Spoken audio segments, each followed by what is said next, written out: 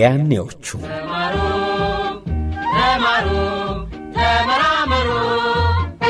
ውድ ተማሪዎች መማር የሚያደክም ቢመስልም ሕይወታችን ግን ይለውጣል።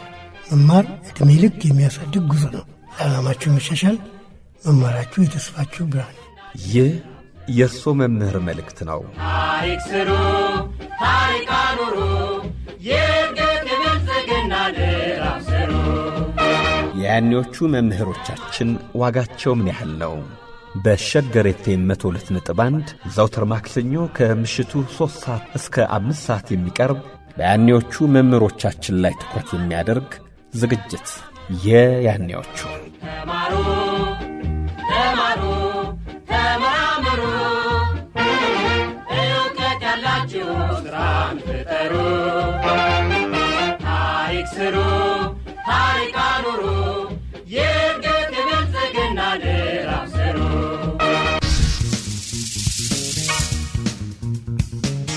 ዶክተር ታደሰ አንዴ ዩኒፎርም ተቀዶብኝ ማረሳው ያው የተቀደደ ቀሚስ አይፈቀድም ነበርና ቤት የገረፉኝና ሰንበሩ ረሽም ጊዜ ነበር ባልጠፋ ብሎኝ ግን አልቅሼ ከዛ በኋላ አስተካክያት መጣሁ። ተስተካከልኩ እኮ ከዛ በኋላ ሰው ያደረገሽ ያ ሰንበር ለካ አንቺው ነሽ እንዲ ቀልጠም ስትታይ የምትታየው።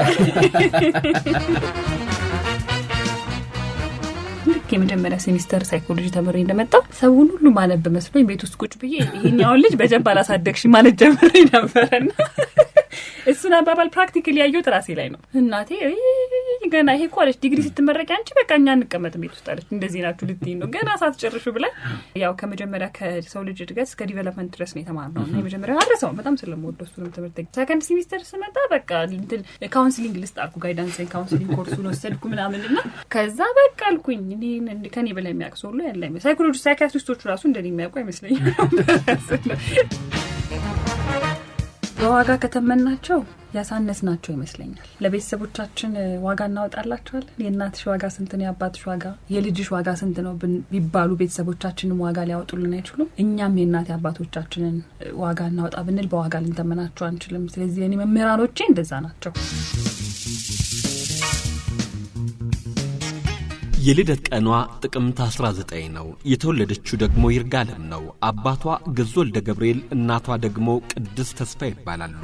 ይርጋለም ሆስፒታል ሆነ ይርጋለም ከተማን ከተወለደች በኋላ አይታት አታውቅም።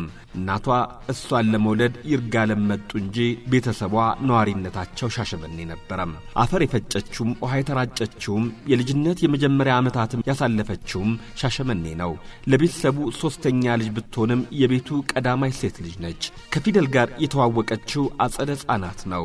ማውንት ኦሊቭ በተባለ አጸደ ሕፃናት 2 ዓመት ቆይታለች። ከዛም ኩየራ አድቬንቲስ ሊትል ፍላወር የተማረችባቸው ትምህርት ቤቶቿ ናቸው።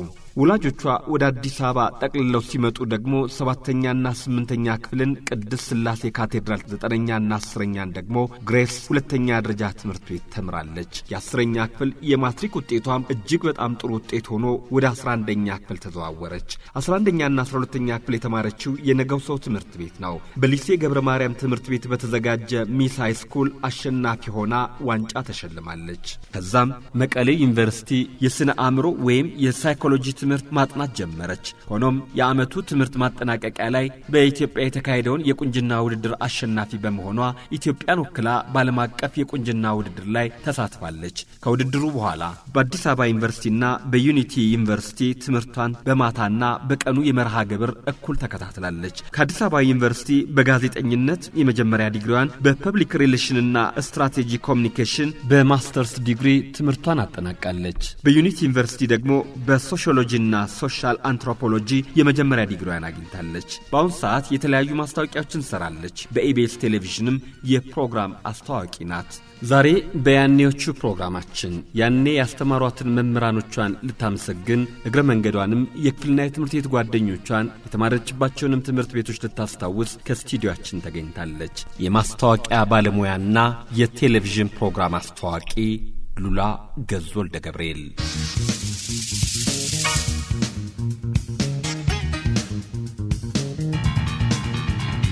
ሰላም ጤና ይስጥልኝ እንደምን ሰንብታችኋል የተወደዳችሁና የተከበራችሁ አድማጮቻችን አብሮን የተማሩ የትምህርት ቤትና የክፍል ጓደኞቻችንን እንዲሁም የተማርንባቸውን ትምህርት ቤቶች የምናስታውስበት የያኔዎቹ ፕሮግራማችን ነው ተጀምሯል በዛሬው ዝግጅታችን ከሉላ ገዙ ጋር ቆይታ እናደርጋለን የሉላ የዘፈን ምርጫዎቿ ወደ መሐሙድ አህመድ ያደላል የፕሮግራማችን መክፈቻ ሙዚቃም የመሐሙድ አህመድ ጉብል ያገሬ ልጅ ጉባይናማ የተሰኘው ተወዳጅ ሙዚቃ ቢሆንስ አገር ቤትም ባህር ማዶ ሆናችሁ የምታዳምጡ አድማጮቻችን በእያላችሁበት ሻሎም ጉብል ያገሬ ልጅ ጉባይናማ ጉብል ያገሬ ልጅ ጉባይናማ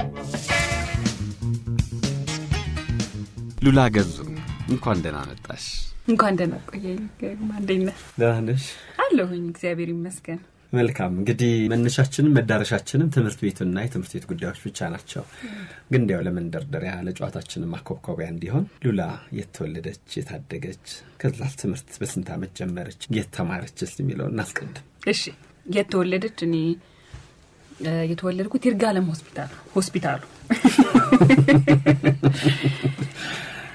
ይርጋለም እንግዲህ ከሻሸመኔ ወጣ ያለ ከተማ ነው የሚያውቀው ሰው ካለ ቤተሰቦቼ ሻሸመኔ ስለነበሩ እኔ ይርጋለም ተወለድኩኝ ከዛ ሻሸመኔ የተወለድኩበት ሆስፒታል ነው እንጂ መኖሪያችንም አልነበረም ይመስለኛል በጊዜው ሆስፒታል የተሻለ ሆኖ ያገኙት ቤተሰቦቼ እንግዲህ ይርጋለምን ይመስለኛልና ከተወለድኩበት በኋላ ግን ይጃላል ሆስፒታሉ ሲጀምርልን ነው እንጂ ሻሸመኔ እኛ መኖሪያችንም ከዛ ከሆስፒታል ወደ ሻሸመኔ አጋጣሚ ነው ወይስ ለአንቺን ለሞት ለህክምናው የተሻለ ሆኖ ያገኙት እዛ ስለነበረ እዛ ነው የተወለድኩት ከዛ ግን ቤተሰቦቼ የነበሩት ሻሸመኔ ነው ለቤት ስንተኛ ልጅ ነሽ የመጀመሪያ ሴት ልጅ እሺ ሶስተኛ ልጅ ለቤት ሴት ልጅ ግን የመጀመሪያ ሴት ልጅ ነኝና ያው በጉጉት ተጠብቄ ነው የተወለድኩት ሉላ የሚለውን ስም ራሱ ያወጣልኝ አባቴ ልዑል እንዳይለኝ ልዑል የወንድ ስም ሆነበትና ከዛ ሉላ የሚለውን ስም ግን እንደዚህ ይወደዋል እንደውም የስሜን ትርጓሜ ሲጠይቅ ብዙ ጊዜ በቃ ስሙን ስለሚወደው ነው አባቴ ሉላ ብሎ ያወጣልኝና አጋጣሚ ሆኖ አፋር ለስራ ሲሄድ ግን ቆንጆ ማለት ነው አሉኝ ኮምፕሊመንት ነው ብዬ ወሰድኩት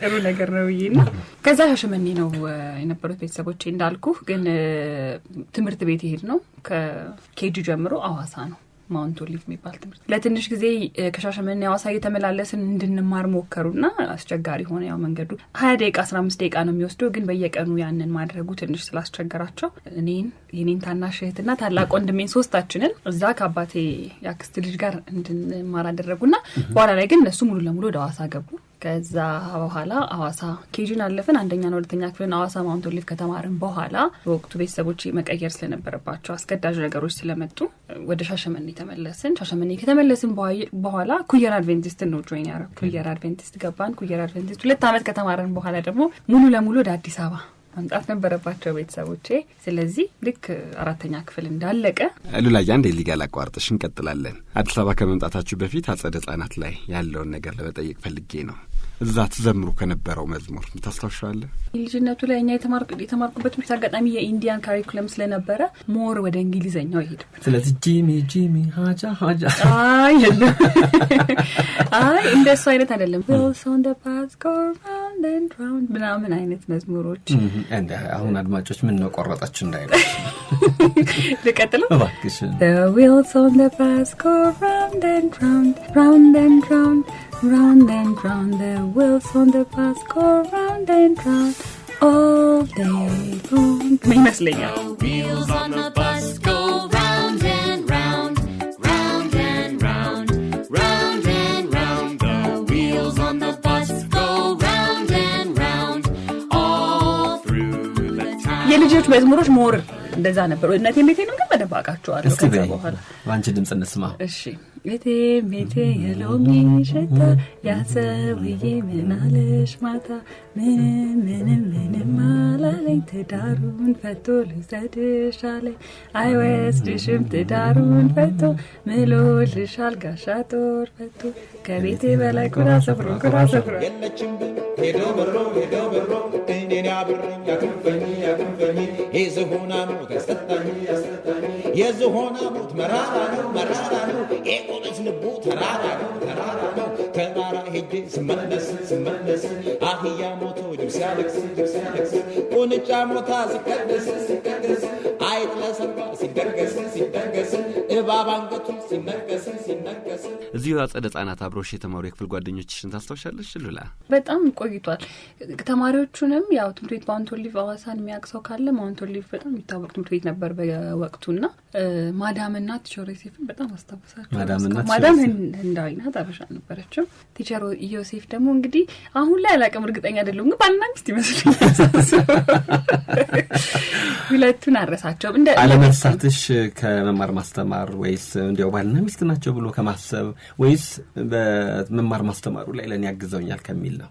መማር ማስተማሩ ላይ ማግዘውናል። ከዛ ትምህርት ቤት እኔ በጣም ሞር እንደ ቤተሰብ ሲሆን አሪፍ ይመስለኛል። ለኛ በጣም ቤተሰቦችን በጣም ፎሎ አፕ ያደርጋሉ። በተለይ አባቴ ሲሪየስ ነው ትምህርት ላይና በቃ የኛ ቤተሰባችን አባል ነበር የሚመስሉኝ። በጣም ፎሎ አፕ ያደርጋሉ። ትንሽ ተማሪዎች ነበር ነው። ከዛ ትምህርት ቤቱ ለየት የሚያደርገው ዩኒፎርም ጫማ ነበር። ዳርማ ጫማ ነበር፣ ቆዳ ጫማ፣ ቡኒና ጥቁር ጫማና ይሄ ቆዳ ጫማ ማሰሪያ ያለው ሽፍን ቆዳ ጫማ ሁሉም ተማሪ አንድ አይነት ጫማ ነበር የሚያደርጉት። እዚህ ይለኛልና ሁሉም ተማሪ አንድ አይነት የሚያደርጉት ከዩኒፎርም ጋር አይደለም። ከዩኒፎርም ጋር አብሮ ታዙ ጫማው ግዴታ ከዛ ውጪ የተለየ ጫማ ማድረግ አይቻልም ነበር።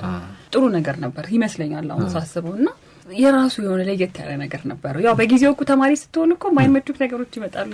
ቁጥጥር አንወድም ምናምን አይደለ? ግን እንደዛም ቢሆን ቁጥጥሩን ደግሞ እንዳንጠላው የሚያደርገን ይሄ የቤተሰባዊ የፍቅር ነበርና እሱ ነገሩ ደስ ይለኝ ነበር። ከተማሪዎች ግን እማረሳት አንድ ልጅ ነበረች፣ ቤተልሔም ሜጀር የምትባለች ከናባቷ ሰምታውዛለ። እሷን ማረሳበትን ምክንያት ግን ላስታውሳቸው። አጋጣሚ አባቴና አባቷ ይተዋወቃሉና አንዴ ስፖርት ፒ ፔሪድ አለ አይደል? ስፖርት ክላስ። ስለዚህ ዩኒፎርም ትቀይርና ታይት ቲሸርት ምናምን አድርገህ ትመጣለህ። እሷ ያደረገችውን ቲሸርት ወደድኩትና ማንኑ ቲሸርት አልኩኝ ታይት ወደድኩትና አባቴን ቤት ስቀባ እንደ ቤተልሔም ሜጀር አይነት ታይት ግዛልኝ አሉ። አይ ቲንክ የመጨረሻው ጊዜ በጣም የተገረፍኩት የሳንከን ይመስለኛል። ሰው እንደ ቤቱ እንጂ እንደ ጎረቤቱ አይኖርም ብሎ አባቴ በጣም ነው የቀጣኝ። እንዴት እንት ያለሽ የራስሽን ነገር ነው እንዴ መጠየቅ ያለብሽ እንደ እንትን አይነት ነገር እንዴት ግዛልኝ ትይኛለሽ ብሎ በጣም ነው የቀጣኝ። ከዛ ተቀመቀጣቴ ወዲያው አልቆየም። ትኩሳት ምናምን ይዞኝ ብቻ 3 ቀን ትምህርት ቤት ቀረው። የፈለኩትን ታይት ገዝቶ አመጣልኝ። ግን ያንን ታይት ጠላሁት። ከዛን ጊዜ በኋላ ግን ጠይቄ አላውቅም እና እሷን ማረሳት በዛ ነው እስከዛሬ። ቤተልሔም ሜጀር የት ነው ያለችው? ይሄ እኔ አላውቅም።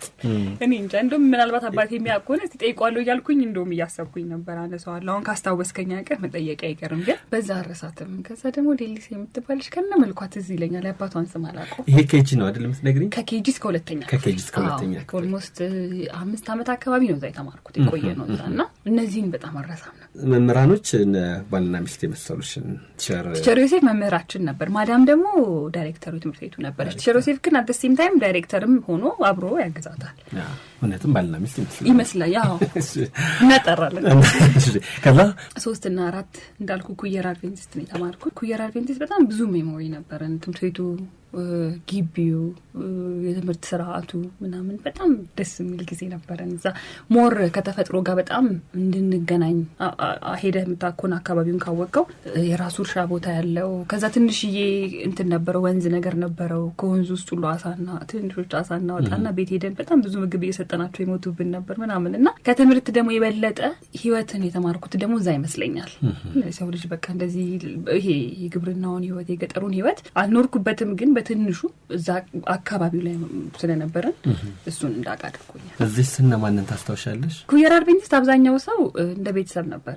ሻሸመኔ አካባቢ አብዛኛዎቹ የመጡ ናቸው። እኔና ወንድሞቼ እዛ ስለነበሩ ሞር ሻሸመኔ የምናውቃቸው አሁንም ያሉ ሰዎች ናቸው። እዛ አካባቢ ነበሩ። ከክፍላችን ልጆች ግን ማረሳት አስቴር ለታ የምትባለች አቶ ለታ የሚታወቁ ሰው ናቸው። አይ ቲንክ ፖለቲካሊ አክቲቭ ነበሩና የእሳቸው ልጅ አስቴር ለታ ትባላለች። እሷ አሁን አሜሪካ ነው የምትገኘው። እሷን በጣም አረሳትም ነበር። ማረሳት ደግሞ እሷ የራሷ እኔ ትንሽ ፋሽን ደግሞ ያወቅኩትም እሱ ሌላ ደግሞ በጣም ስታይለኛ ነበረች።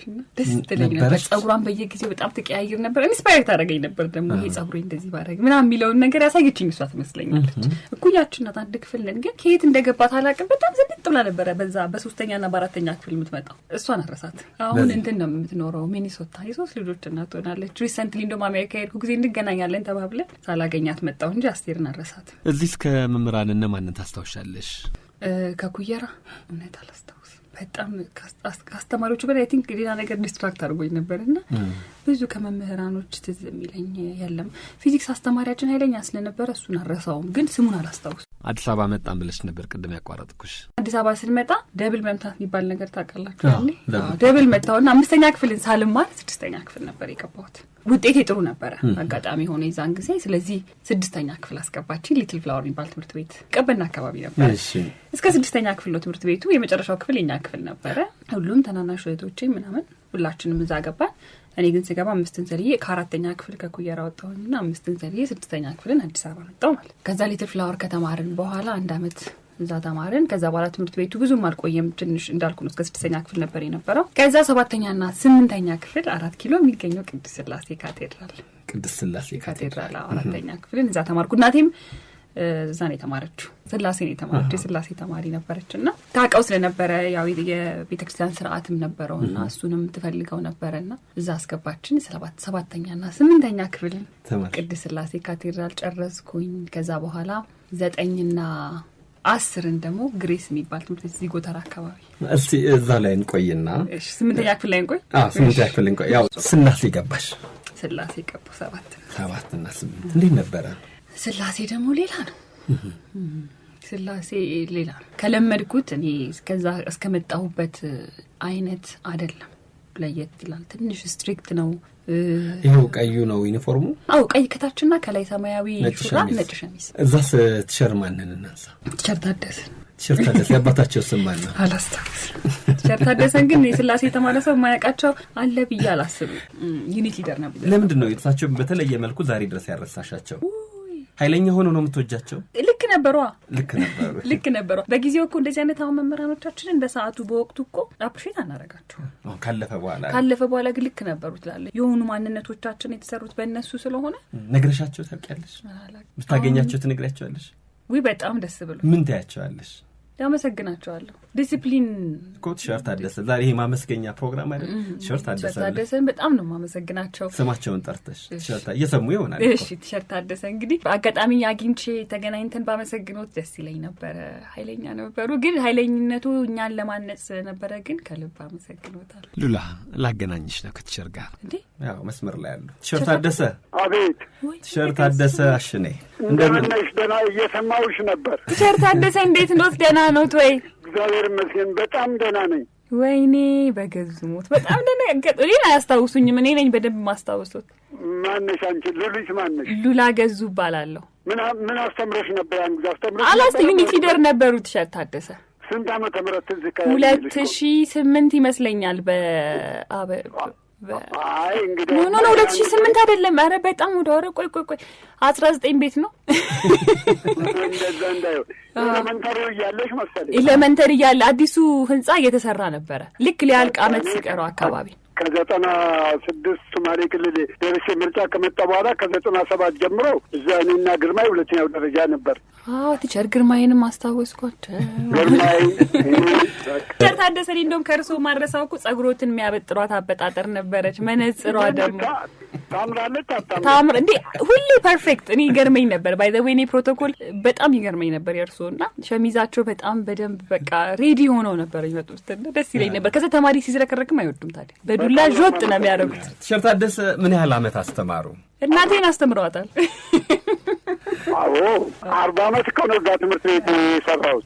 እንግዲህ ምን መሰለኝ ያን ዘመነ ደርግ ጊዜ ነው መሰረተ ትምህርት ነው የቀሰቀሰው አካባቢውን ወደ ናይት ስኩል እንኳን እንዲመጣ ያደረገው እንጂ ሥላሴ ትምህርት ቤት የማታ ትምህርት ቤት አልነበረም። ከ1971 ዓመተ ምህረት በኋላ ጀምሮ ግን ሁሉም እንዲማር በተባለው መሰረት መማር ተጀመረ። ከ3ኛ ክፍል ጀምሮ ይማሩ ጀመሩ። ያን ጊዜ እንግዲህ አካባቢው ያለ 4 ኪሎ መማርም ጀመረ። በዚህ አይነት ሁኔታ ነው 15 ዓመት በመምህርነት መጀመሪያ ሜጀር እንግሊሽ ነበር፣ መጀመሪያ አማሪክ ቋንቋ ነበር ማስተምረው። መጀመሪያ እንግሊዘኛ፣ ከዛ አማርኛ አስተማሪ በሰማይ ነፍሱን ይማርና ከዚህ ዓለም በመውሰድ ላይ ባያ የሚባል ነበረ። አማርኛ ትምህርት ማስተማር ጀመሩ። ከዛ ከ96 ጀምሮ ሁለተኛ ደረጃ ሄጄ ደግሞ በዩኒት ማሪነት። ቲቸር ታደሰ እንግዲህ የቀድሞ ተማሪው ክላስ ገብተው ባያስተምሩኝም የፈረቃ አስተባባሪ ወይም ዩኒት መሪ ሆነው ተማሪዎች ላይ ያደርጉት የነበረውን ቁጥጥር እንዲሁም ደግሞ ተማሪው አልባሌ ቦታ እንዳይውል ያደርጉ የነበረውን ግሰጻና ምክር ይህ ከአንድ መምህር የሚጠበቅ ነው። በዚህ ፈጽሞ አረሳቸውም። ለሁላችንም ባለውለታችን ናቸው ብላ ነው አደባባይ ላይ እያመሰገነችት ያለው። ምን ተሰማው? እኔ በጣም ነው ደስ ያለኝ። ምክንያቱም በእኛ ጊዜ እውነቴን ነው የምልህ እንደ ቤተሰብ ስለምናያቸው ዱላውም ቁጣውም ተግሳጹም አለ። መንገድ ለመንገድ የምንተላለፈው የለም። እንደ ቤተሰብ ነው። እንደ ልጆቼ ነበር እኔ የማያቸው። ከፍም ካሉ እንደ ታናሽ ወንድሞቼ እኔም ጎረምሳ በነበርኩበት ዘመን ማለት ነው። ከፍ ካልኩ በኋላም ማያቸው እንደ ቤተሰብ እንደ ልጆቼ ናቸው። በጣም ነው ደስ ያለኝ። እሷ ብቻ አይደለችም። ቅድምም እንዳነሳለሁ ወልጄ ነበር። ከ30 ዓመት በኋላ ከውጭ የመጡ ተማሪዎች ከአንድ 15 ቀን በፊት ተገናኝተን ብዙ ጨዋታ ተጫውተናል።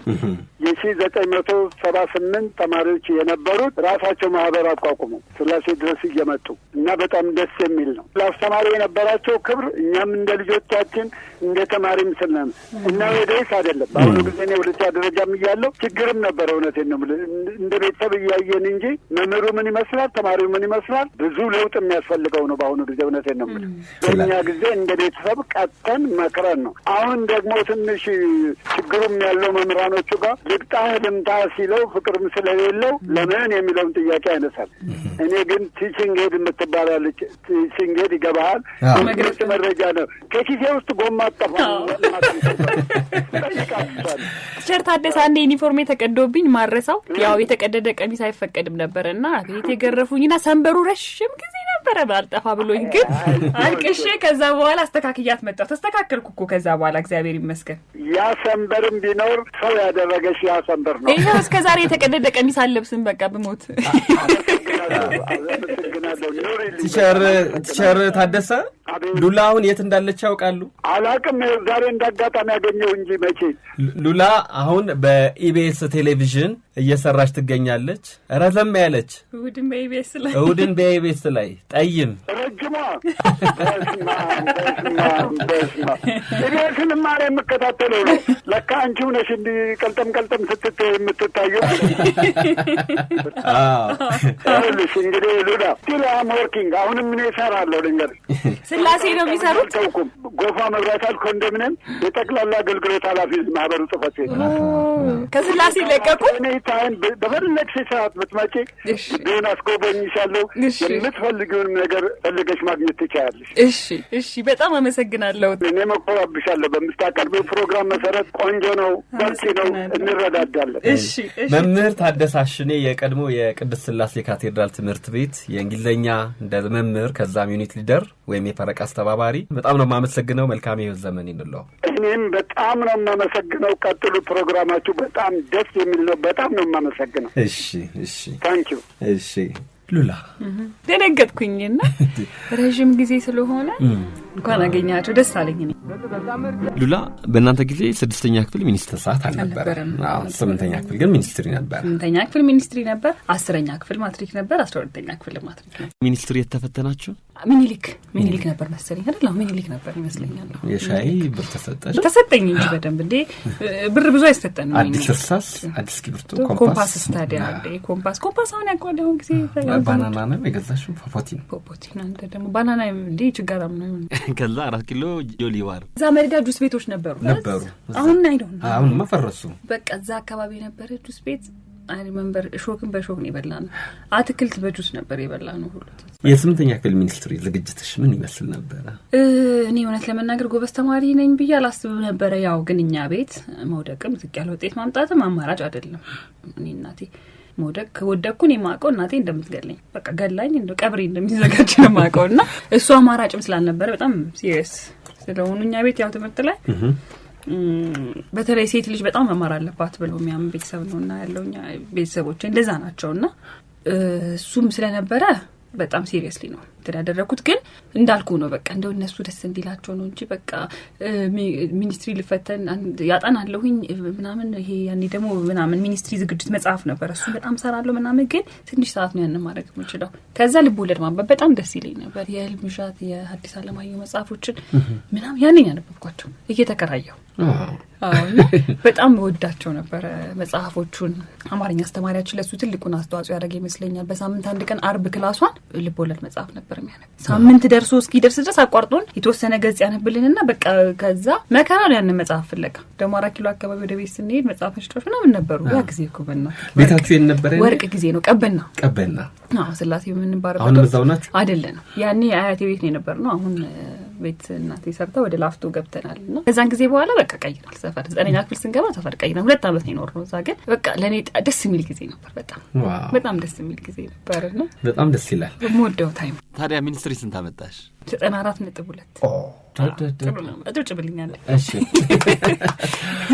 ሉላ አሁን ደግሞ በሙዚቃ ፋታ እንውሰድ ዘፈን ጋብዥን ሙዚቃ ካልክ ማሙድ ሉላ ካልክ ማሙድ አለ የትኛው ሙዚቃ እኔ አሁን የሚሰማ ሰው መቼስ ይስቃል እንጂ ልቤ ከሆነ በእውነት ማዜሙ በጣም ወደው ሙዚቃ ነው የማሙድን ይሄን ነው ምልክ የምጥለው ሙዚቃ የለኝም ግን ይሄ ሙዚቃ እኔ አይ ቲንክ ሲርበኝም ሲቀመጥም ሲከፋኝም ሲለኝም ለራሴ የምጋብዘው ሙዚቃ እንኪ ልቤን ኮና ስንቅሽው ያሽው አንደትሽ ሲታጠፍ ምሳብለሽ ጋብሽው እንዳልኩ ነው ሲርበኝም ሲከፋኝም እንዴው ለራስሽ ነው ለራሴ ጋብዝኩት ሙዚቃ ነገር እስካሁን ደስ መጋበዝ የፈለገ ሰው ካለ ይቻላል እንኪ ልቤ ኮና ስንቅሽው ያሽው አንደትሽ ሲታጠፍ ምሳብለሽ ጋብሽው የተወደዳችሁና የተከበራችሁ አድማጮቻችን ያኔዎቹን ነው ከሸገር ኤፍኤም 102.1 እያዳመጣችሁ የምትገኙት የዛሬዋ ያኔው መምህራኖቿን አመስጋኝ ደግሞ እሷ ጋዜጠኛ ትበሉኝ ስላለች ባለችው ልጥራት የኢቢኤስ ቴሌቪዥን የፕሮግራም ማስተዋወቂና አቅራቢ ሉላ ገዙ ናት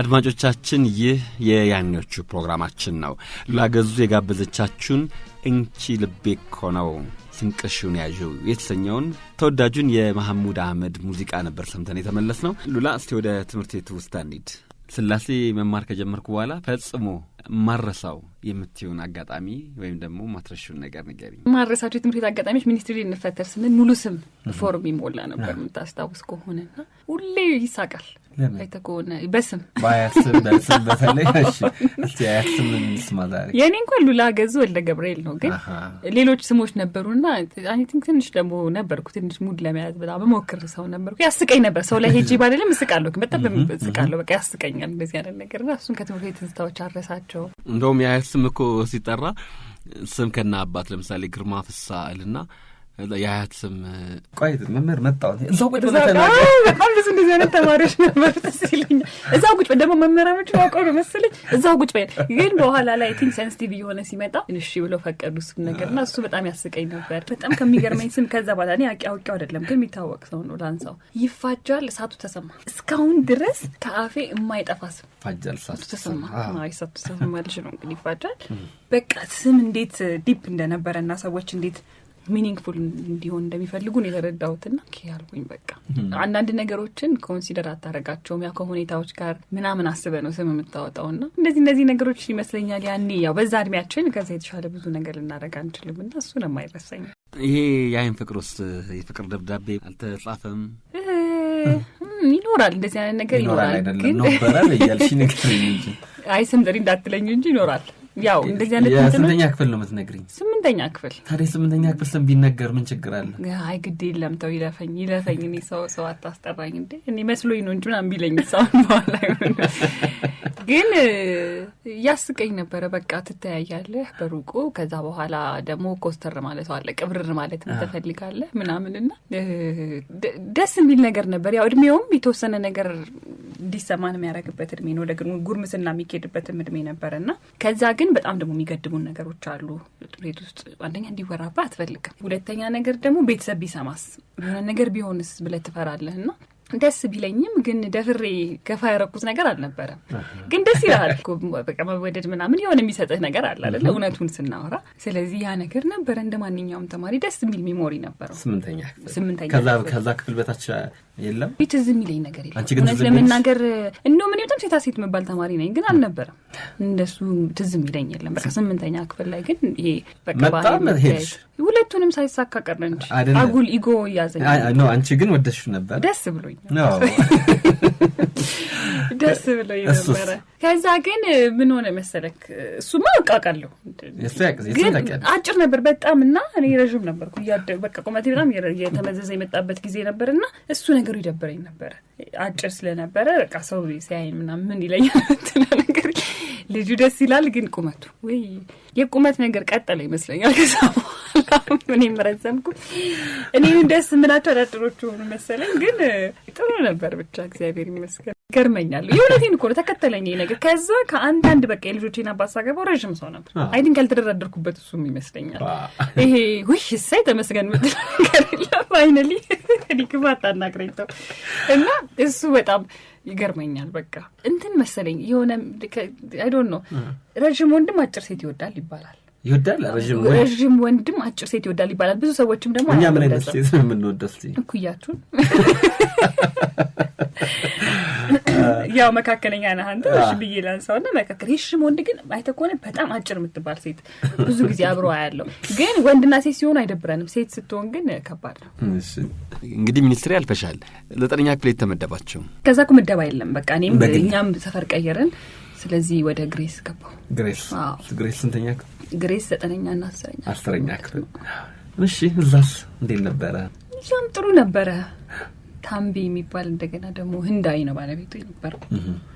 ስለዚህ እሱ ደግሞ ጣት ኃይለኛ ነበር። እንደ ቲሸርት አደሰ ነበር በቤት ታምቢ ጎበዝ ነው። ያው ኃይለኛ ነበር በጣም ተጋራፊ ነበር። የሚገርምህ ግን አሁን እኛ ጋር የተማረች ልጅ አግብቶ 2 ልጅ ወልዷል። እውነት ከሷና ይገርመኛል እንዴት ሆነ ብዬ ሁሌ ደነቃለሁ። ለምን ተገረምሽ? ሰው ከተዋደደ ካመነበት እድሜ በተለይ እድሜዋ ከደረሰ ሴት ልጅም ወንድ ልጅም ኮንትሮል የምናደርገው አይደል። ሉላ 9ኛ እና 10ኛ ክፍል ግሬስ ተማርሽ? 10ኛ ክፍል ሚኒስ ማትሪክ ነበረ። ያው አለፍኩ 2.85 ነው መሰለኝ አመጣሁት ያኔ። ማለፊያው 2.1 ነበር ለሴቶች ይመስለኛል። ያው ትንሽ ወረድ አለ ከሚኒስትሪ ወረድ አለ ትንሽ። ከዛ ያው ቀጭ አይቀርም ቤት ውስጥ እናቴ በጣም ቀጭ መገረፍ እንደዚህ ተቀጭቀጭ ቀጭ ሳይሆን ያው ይሄ ቤት ውስጥ መቀጣት ደስተኛ አልነበሩ። በጣም ተናደደች። ብዙ ኤክስፔክት ታረግ ነበርና ትንሽ እሱን ታደረጋት። ግን ያው አልፍ ያለው ስቲል ስለዚህ 11ኛ ክፍል ገባሁ። 11ኛ ክፍል ደስ የሚለኝ ነገር በቃ እዛ ላይ መርጠ ነው የምትገባው። እኔ የሳይንስ ተማሪ አይደለሁም በቃ አይደለሁም ምንም ፊዚክስ አልወድል ኬሚስትሪ እግዚአብሔር ይመስገን። ይሄው ማትስም ግዴታ ሆኖብኝ ነው እስካሁን የገፋሁት። ያው ትምህርት አልወድም አይባልም። አሁን ላይ ልጆች ኮለድኩኝ በኋላ አልወድም አይደለም ፈራለሁ ልጆቼም እንደሱ እንዲሉ ስለማልፈልግ ግን ከዛ ደስ አለኝ የመረጥኩትን ነው። ሶ የአርት ተማሪ ነበርኩኝ። ጂኦግራፊም ሂስትሪም ደስ ይለኛል። ስለዚህ ምርጫዬ ስለነበረ ትንሽ ጥሩ ነበረ። ደስ ብሎኝ በደንብ የተማርኩበት ጊዜ ነበረ 11 እና 12 እንግዲህ በዛ መንገድ ነው ደግሞ ሄደ። ግሬስ ያሉ መምህራኖች የምታመሰግኛቸው አሉ? ሁሉንም ላመስግናቸው ደስ እሺ ትችላለሽ። ሁሉንም ላመስግናቸው ሁሉንም መምህራኖችን ላመስግናቸው። እንዳልኩት ነው በእያንዳንዱ የመጣንበት መንገድ መምህራኖቻችን አስተዋጽኦ አላቸው። በተለያየ እድሜ ውስጥ ስንገኝ እኛም የተለያየ ማንነት ይዘን አይደለም የምንመጣው። ያንን ሁሉ ችለው ግን እኛን ለመስራት የሚያደርጉት ጥረት የእውነት እንዳከብራቸውም ያደርገኛልና ትልቅ አክብሮት አለኝ፣ ትልቅ ፍቅር አለኝ። እንዲሁም ተማሪዎቹ የዋህ ጊዜ ነበር ያ ጊዜ። እውነት ለመናገር ብዙ ነገሮች በየዋህነት በገራገርነት ነው የምናረጋቸው። ከዛ ደግሞ እግዚአብሔርን ስለጠበቀን ያው የምንጠፋበትም ጊዜ እኮ ነው አይደል እንደዚህ አይነት ጊዜ ላይ ግን የሱም ጥበቃ ታክሎበት እግዚአብሔር ይመስገን እነዛ ጊዜዎች አለፍናቸው። ግን ጊዜውም ደግ ነው። ሶሻል ሚዲያ ለመኖር በጣም አፕሪሺየት ማድረገው ጊዜ ነው። ስልካችንን ፎቶ ከመነሳት ውጪና ዘፈን ከመስማት ውጪ ለያ ነገር አንጠቀመውም ነበርና ያ ደስ ይለኝ ነበር። ዘፈን ነበር በብሉቱዝ ምናምን እንቀያየረው ስልክ ነበር። ከዛ ዘፈን መቀያየር ነው፣ ስልክ አይነት ማየት ነው፣ የስልክ መጥሪያ መቀያየር ምናምን የነበረው ያኔና እወደዋለሁ እሱን ጊዜ። ለምን ምንም እንዳናቀርጉና በአንድ አይምሮአችን በንጹህ አይምሮአችን አንድ ነገር ላይ ብቻ ፎከስ እንድናረግ አድርጎ ስለዚህ ለኔ ጥሩ ጊዜ ነበረ። ግን ከዛ ደግሞ ከኛ ደግሞ ባለፈ መምህራኖቻችን እንዳልኩት በየጊዜው አስተዋጽኦ ስለነበራቸው ያን ጊዜ ላይም ትልቅ አስተዋጽኦ አድርገውልናል። 8ኛ ክፍል መሽኮርማም ካለ 10ኛ ክፍል አልነበረም። እውነት አልነበረም። ያራቴ እንትን ሆንኩኝ ማቹሪቲ በጣም በዛ መሰለኝ እኔ ነው ሲሪየስ ሆንኩኝ። ከዛ ይሄ የሞዴሊንጉም ነገር ምናምን ላይ ስለነበርኩኝ ቢዚ ነበርኩኝ። እውነት ለምን ሞዴሊንግ ያኔ ነው እንደጀመርሽው? አዎ መጀመር ሳይሆን ፍላጎት ነበር። ያው እንግዲህ ላይ ውድድር ተዘጋጅቶ ከቤተልሔም ሜጀር መተለያየን እሷ እርሾ ጣለች ነው ወይስ ድጋሚ? አይ ነበረኝ። አሁን ሳስበው ነው ዛሬ ላይ ነው እንጂ እኮ ታይታይተ በዛን ጊዜ ልብስ አይተ እንደዚህ አይነት ልብስ ይገዛልኝ ምናምን ለማለት ሁሉም ሰው የሚያደርገው ነገር ነው ብዬ አላስብም። አይ ዶንት ኖ ሊሆን ይችላል ግን እኔ እንደዛ አላምንም። ይሄኛው ግን ሲመጣ እንዳልኩት ቁመቴ ረዘመ ምናምን ግሬስ ይያለው ይሄ በማን ወጥሽ ነው ቁመት? አባቴ ረጅም ናቸው። አዎ በጣም ረጅም ነው። አሁንም ከኔ በደንብ ይረዝማልና አባቴ ነውና ያ ጊዜ ትንሽ በቃ ፍላጎቱም እያደረ ምናምን ስለመጣ ግሬስ ውስጥ ውድድር ተዘጋጅቶ ቁንጅና ውድድር ተካፍዬ ነበረ። ምንም ውስጥ አልገባም ምናምን እነዛ ነገሮች ተጀመሩ ማለት ነው። ስለዚህ በቃ ከትምህርት ውጭ አለኝ ቢዚ የሚያደርገኝ ጭንቅላቴ። ይሄ እንቅስቃሴው እዚሁ ግሬስ ነው። ግሬስ ተጀመረ። እሺ 10ኛ ክፍል ውድድር ላይ ገባሽ? ሞዴሊንጉን ገና ነበርኩኝ። 10ኛ ክፍል ማን 9ኛ ክፍል ግሬስ ጀመርኩኝና 10ኛ ክፍል ካቴድራል ትምህርት ቤት ተወዳድሬ አሸነፍኩ። 1500 ብር ተሸለምኩ። ባይገርም 1500 ብር ታዲያ በድሮ እሱን እኮ ነው 1500 ብር የዛሬ ስንት ዓመት እንግዲህ ያስቡት። መሬት ገዛሽ?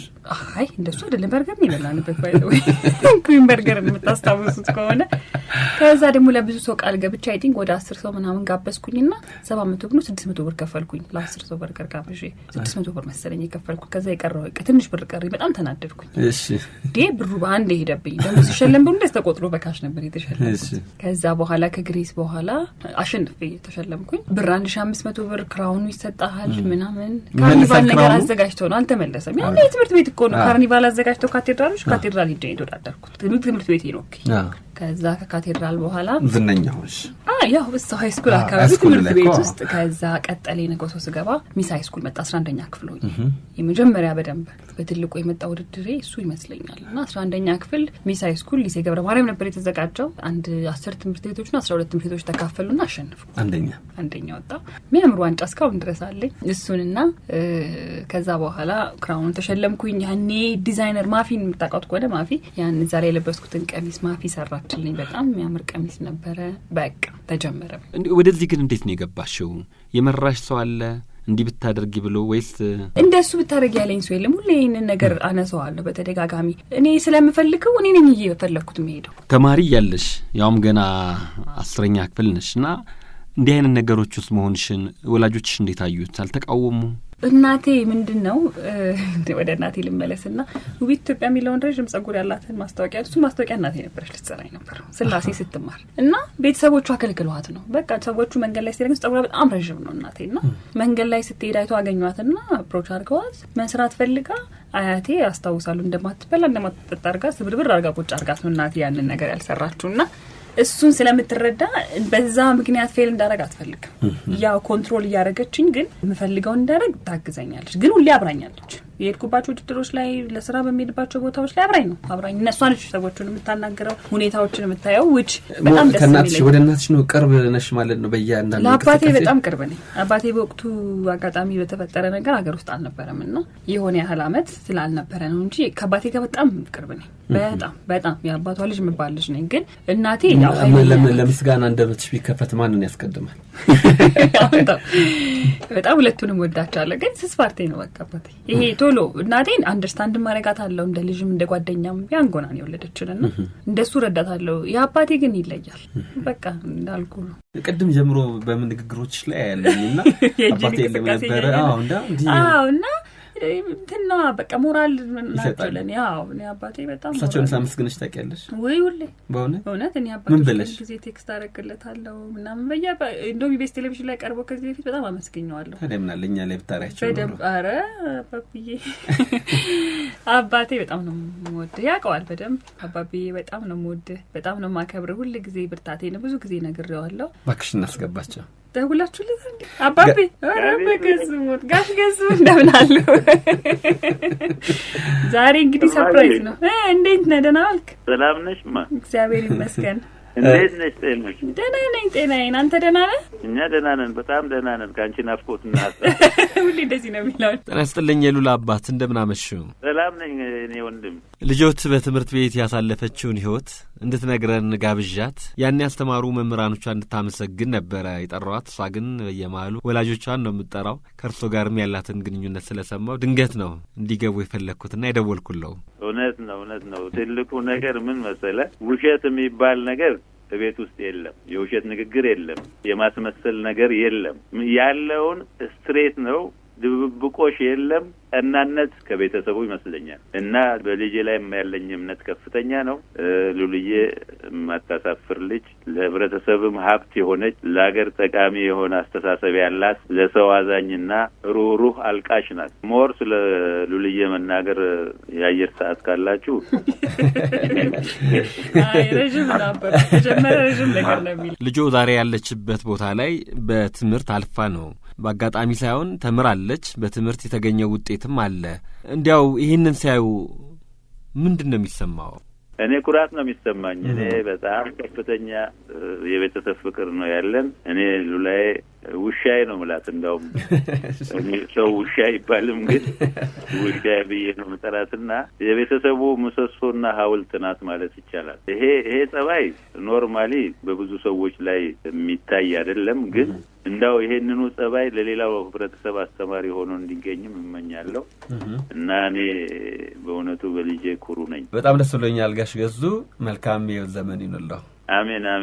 እኔም በጣም አመሰግናለሁ። ለሸገር ጣቢያው። ሸገርን ግን ያዳምጣሉ?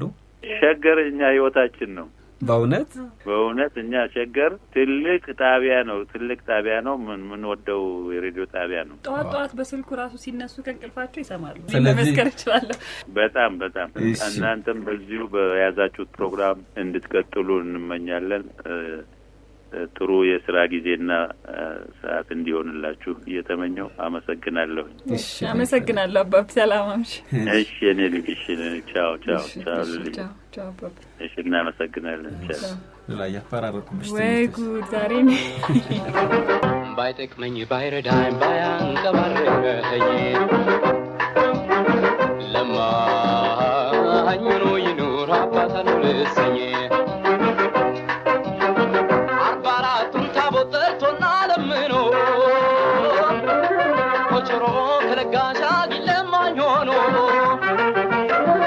አባት ካለ ሀጊ ጀምበር ካለች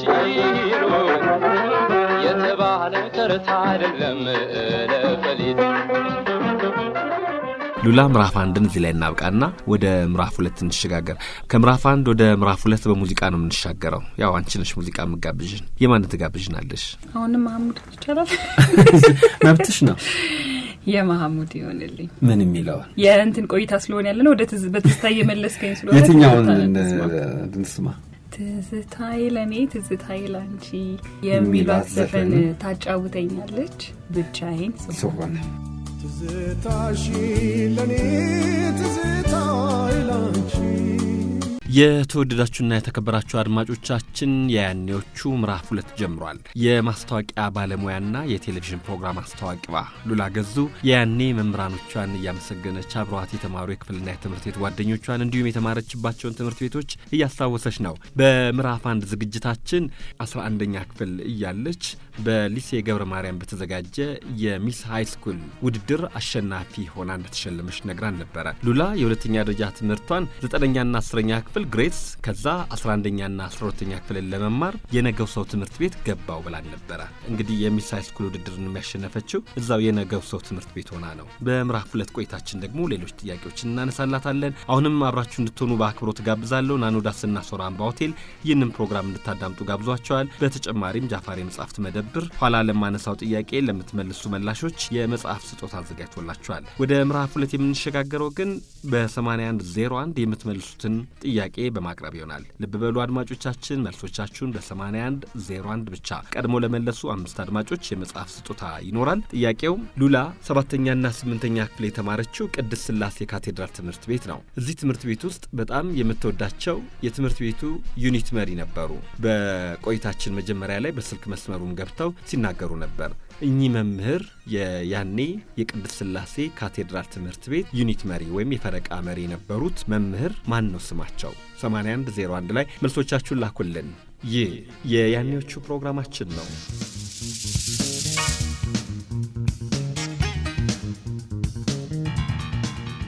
ሉላ ቅድም 11ኛ ክፍል እያለሽ በሊሴ ገብረ ማርያም በተዘጋጀ የሚስ ሃይ ስኩል ውድድር እንዳሸነፍሽ ነግረሽን ነበረ። ወደ ኋላ ልመለስሽና ከግሬስ ትምህርት ቤት ወደ ነገው ሰው እንዴት ገባሽ? እዛስ የትምህርት አቀባበልሽና ቆይታሽ እንዴት ነበረ? አብዛኛውን ነገር እናቴ ነች። ብዙ ጊዜ ያው ባላት አቅም በምትችለው ነገር ሁሉ የተሻለ ትምህርት ቤት ለማስገባት ትጥራለች። በተለይ ደግሞ አባቴ ያልነበረባቸውን ጊዜዎች እሷ ስለነበረች ብዙውን ድርሻ የምትወስደው ያው እኛን ለማብቃት ሁሉ ጊዜ ጥሩ ትምህርት ቤት ማስተማር አንዱ አማራጭ ነው ብላ ከሚያምኑ ወላጆች ናት እናቴና ያው ሪሰርቿን ሰርታ ይመስለኛል ጥሩ ነበር በጊዜው ብላ ስላመነች እዛ አስገባችን። እኛ ደግሞ ደስ ያለን ነገር ጓደኞቻችንም የተወሰኑ ጓደኞቻችንም እዛ ተምረዋል። 9ኛና 10ኛ ክፍል በዚህ ሮፍናን ክላስሜታችን ነው። ማን ሮፍናን?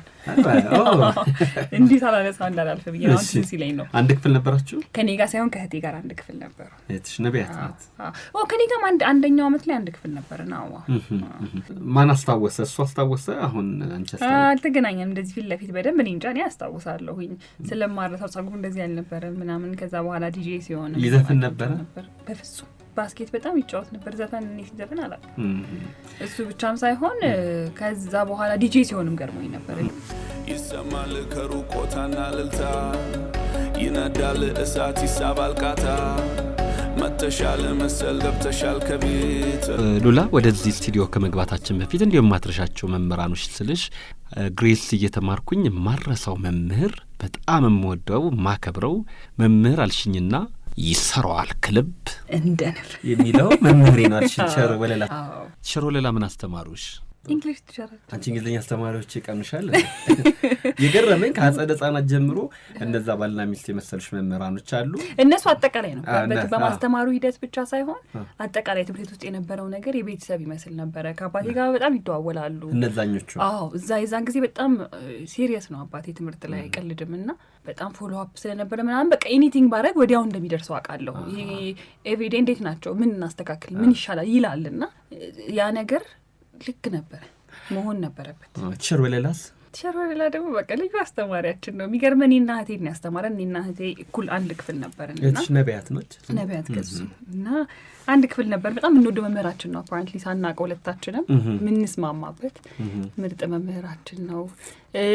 አንዳንድ መምህራን በጥፋት ሳይሆን ግን ትነግራቸዋለሽ። ግን አሁን ነው ወይስ እኔ ዛሬ ስለነሳ ሁሌ ሳገኘው ደስ ይለኛል።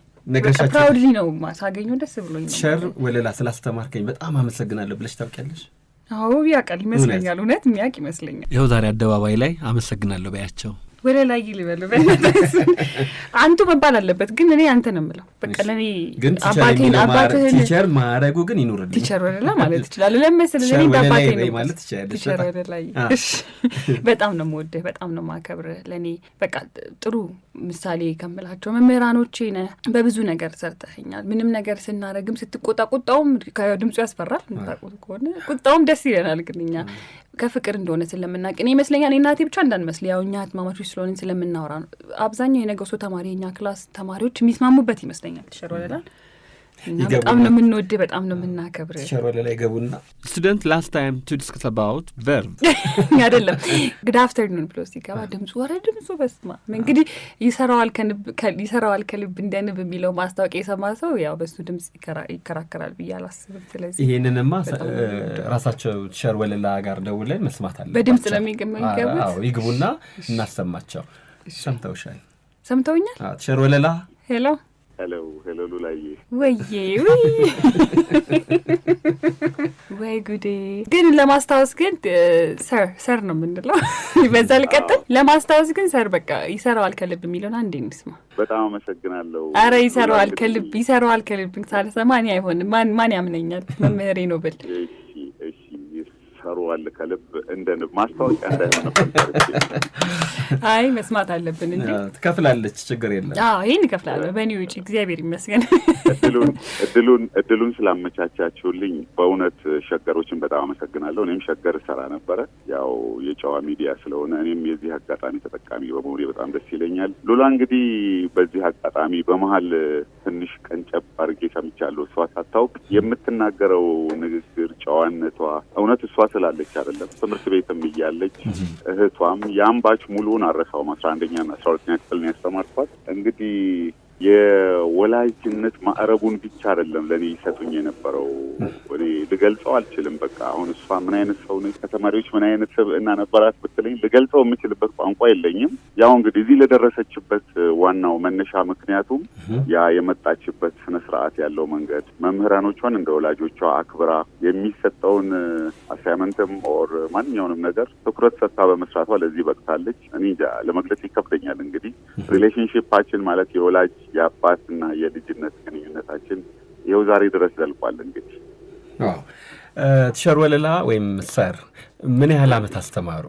በማስተማር ምናልባት ከ18 ዓመት በላይ አስተምሬያለሁ። በመምህርነት ያው እንግዲህ ከኤሌመንተሪ እስከ ኮሌጅ ደረጃ ድረስ አስተምሬያለሁ በ18 ዓመት አገልግሎቴ።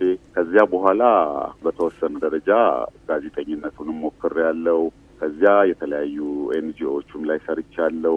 አሁን በንብ ባንክ የማርኬቲንግ እና ብራንዲንግ ዲፓርትመንት ዳይሬክተር ሆኜ እየሰራው ነው። ለ8 ዓመት ሰርቻለሁ። እዚህ ደግሞ እስካሁን ግን እኔም ብራንድ አምባሳደር አላደረጉኝም። ቲቸር ወለላ ያው ከሚበዛብን ኧረ ስቀልድ ነው ከሚበዛብን ሉላ ቅድም የትምህርት ቤት ቆይታዋ ላይ ዲሲፕሊን የሆነች ተማሪ ነበረች አሉኝ አይደል? ግን ትቸኩላለች አልተጨመረበትም አይደለም። እኔ ስለሱ ትንሽ ለማውሳት ያህል አሁን ያው እኔ እዚህ ቦታ ላይ እንዲህ ድምጿን ከፍ አድርጋ መናገሯን ስሰማ ፕላስ እንዲህ ፐብሊክ ፊገር መሆኗ ያው የሆነ ኮትኩታ ያሳደግከው ችግኝ የሆነ ቦታ ላይ ሲደርስ የሚፈጥርብህ የውስጥ ፈንቅሎ የማይወጣ አይነት ስሜት አለ አይደለ?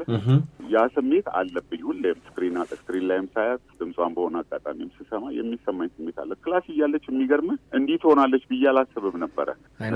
በጣም አይናፋር፣ በጣም ዝምተኛ፣ በጣም ጨዋ፣ የምትፈልገውን ነገር ስትጠይቅ መታ ሹክ ብላ እንጂ ድምጿን ከፍ አድርጋ አውርታ እንኳን አትጠይቅህም ነበር። ይሄን ሁሉም በዚያን ሰዓት የነበሩ መምህራኖች፣ የስራ ባልደረቦች የሚጋሩኝ እውነታ ነው። ከዚያ ውጪ መቀሌ ዩኒቨርሲቲም ተመድባ ሄዳ የሚገርም እየደወለች አንዳንድ ነገሮች ሲቸግሯት ኮንሰልታንሲ ትጠይቀኝ ነበረ። በዚያ ደረጃ እንቀራረብ ነበረ እና ያን ሰዓትም የሚገጥማትን ሁኔታ ምናምን ስታማክረኝ እንደ ልጄ የሚሰማኝን ስሜት ያሉትን እውነታዎች ስነግራት የምትቀበልበት መንገድ ያ አትኩሮቷ ለጉዳዮች የምሰጠው ወይት ነው ለዚህ ያደረሳት እና ዲሲፕሊን ሆና ነው። እኔ በ2 ዓመት አብሬ ቆይቻለሁ 11ኛና 12ኛ ክፍል። ያም እዚያ ደረጃም በነበረችበት ሰዓት የነበራት ፐርሶናሊቲ ከኋላ የመጣው ጥሩ አያያዝ ይመስለኛል። እውነቱን ለመናገር እውነት ነው። የያኔ በነገው ሰው ትምህርት ቤት የ11ኛና የ12ኛ ክፍል የሉላ ገዙ የእንግሊዝኛ አስተማሪ፣ በዚህ ሰዓት ደግሞ የንብ ባንክ ማርኬቲንግ ብራንዲንግ ዲፓርትመንት ዳይሬክተር አቶ ወለላ መሐመድ በጣም አመሰግናለሁ። እኔም በጣም አመሰግናለሁ። እውነት ለመናገር ሉላ ያው እንግዲህ እሷ የመጣችበት ጥሩ መንገድ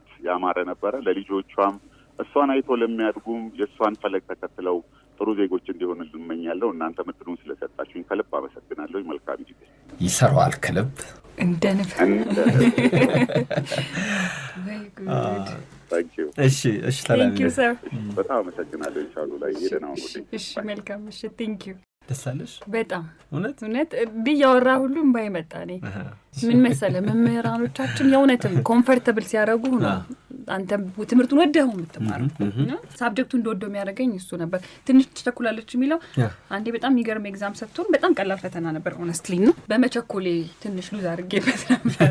ግን ኤኒዌይስ እሱ ሁሌ እንድናቅ ስለነበር የሚፈልገው ጥሩ ነበረ። የእሱን ትምህርት አይ ቲንክ ብዙዎቻችን ይህ አይደለም ያመጣ ነው ብለን እውነት ትልቅ ውጤቴም የእሱ ትምህርት ይመስለኛል። እኔ እንደ ብሌሲንግ እኔ እፈልጋቸዋለሁ። በተለይ ወለላ በስራ አጋጣሚዎችም የመገናኘት ነገሩ አለን እና በተገናኘን ቁጥር እኔ አባቴ እንዳገኘው ነው የሚሰለኝ። በዚህ ደግሞ በአደባባይ ደግሞ ደስ አለኝ እንጂ በስራ አጋጣሚ በመሀላችን ያሉ ሰዎችንም ሳገኙ የሚመሰክርለት መምህሬ ነውና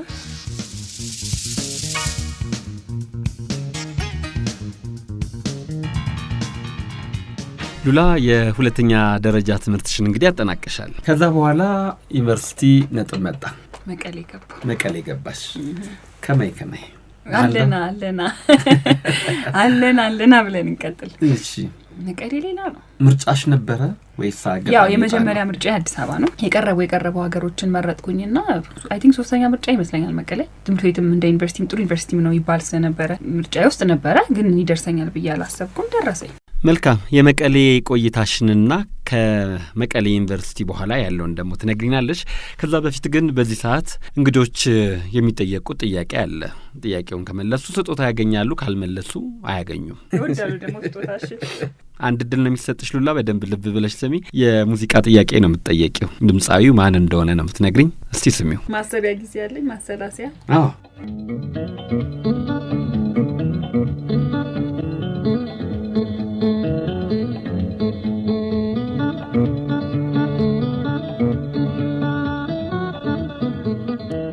ይሄ ዘፈን ወይ ዘፈኙ ወይም ደግሞ ዘፈኑ የማን ነው? ምን የሚለው ነው? ልድገመው። እሺ በደንብ እንትን በይ።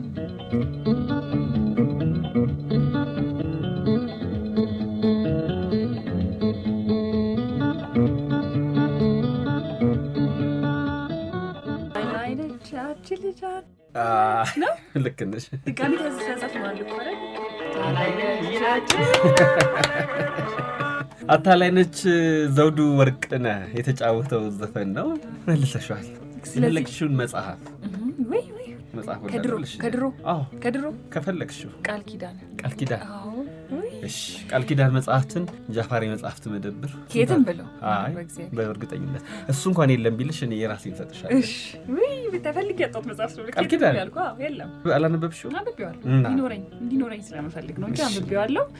ተነቦልኛል። ራሴ አንብቤዋለሁ። በቃ የማይበቃኝ ከዛ በፊልም ራሱ ተሰርቶ ሽመልስ አበራና ሚስቱ ያው እሱ መስሎኝ ሙሉን ገብቼ ዲፍረንት ነው ግን በቃ ይሄን ያህል መጽሐፍ ታላይነች ያቺ ልጅ ናት ታላይነች ናታላይነች ያቺ ልጅ ታላይነች መስና ገብተ ከጉድ ቤቷ ዘረች ላታዛልቅ ላታዋጣኝ ተቃል።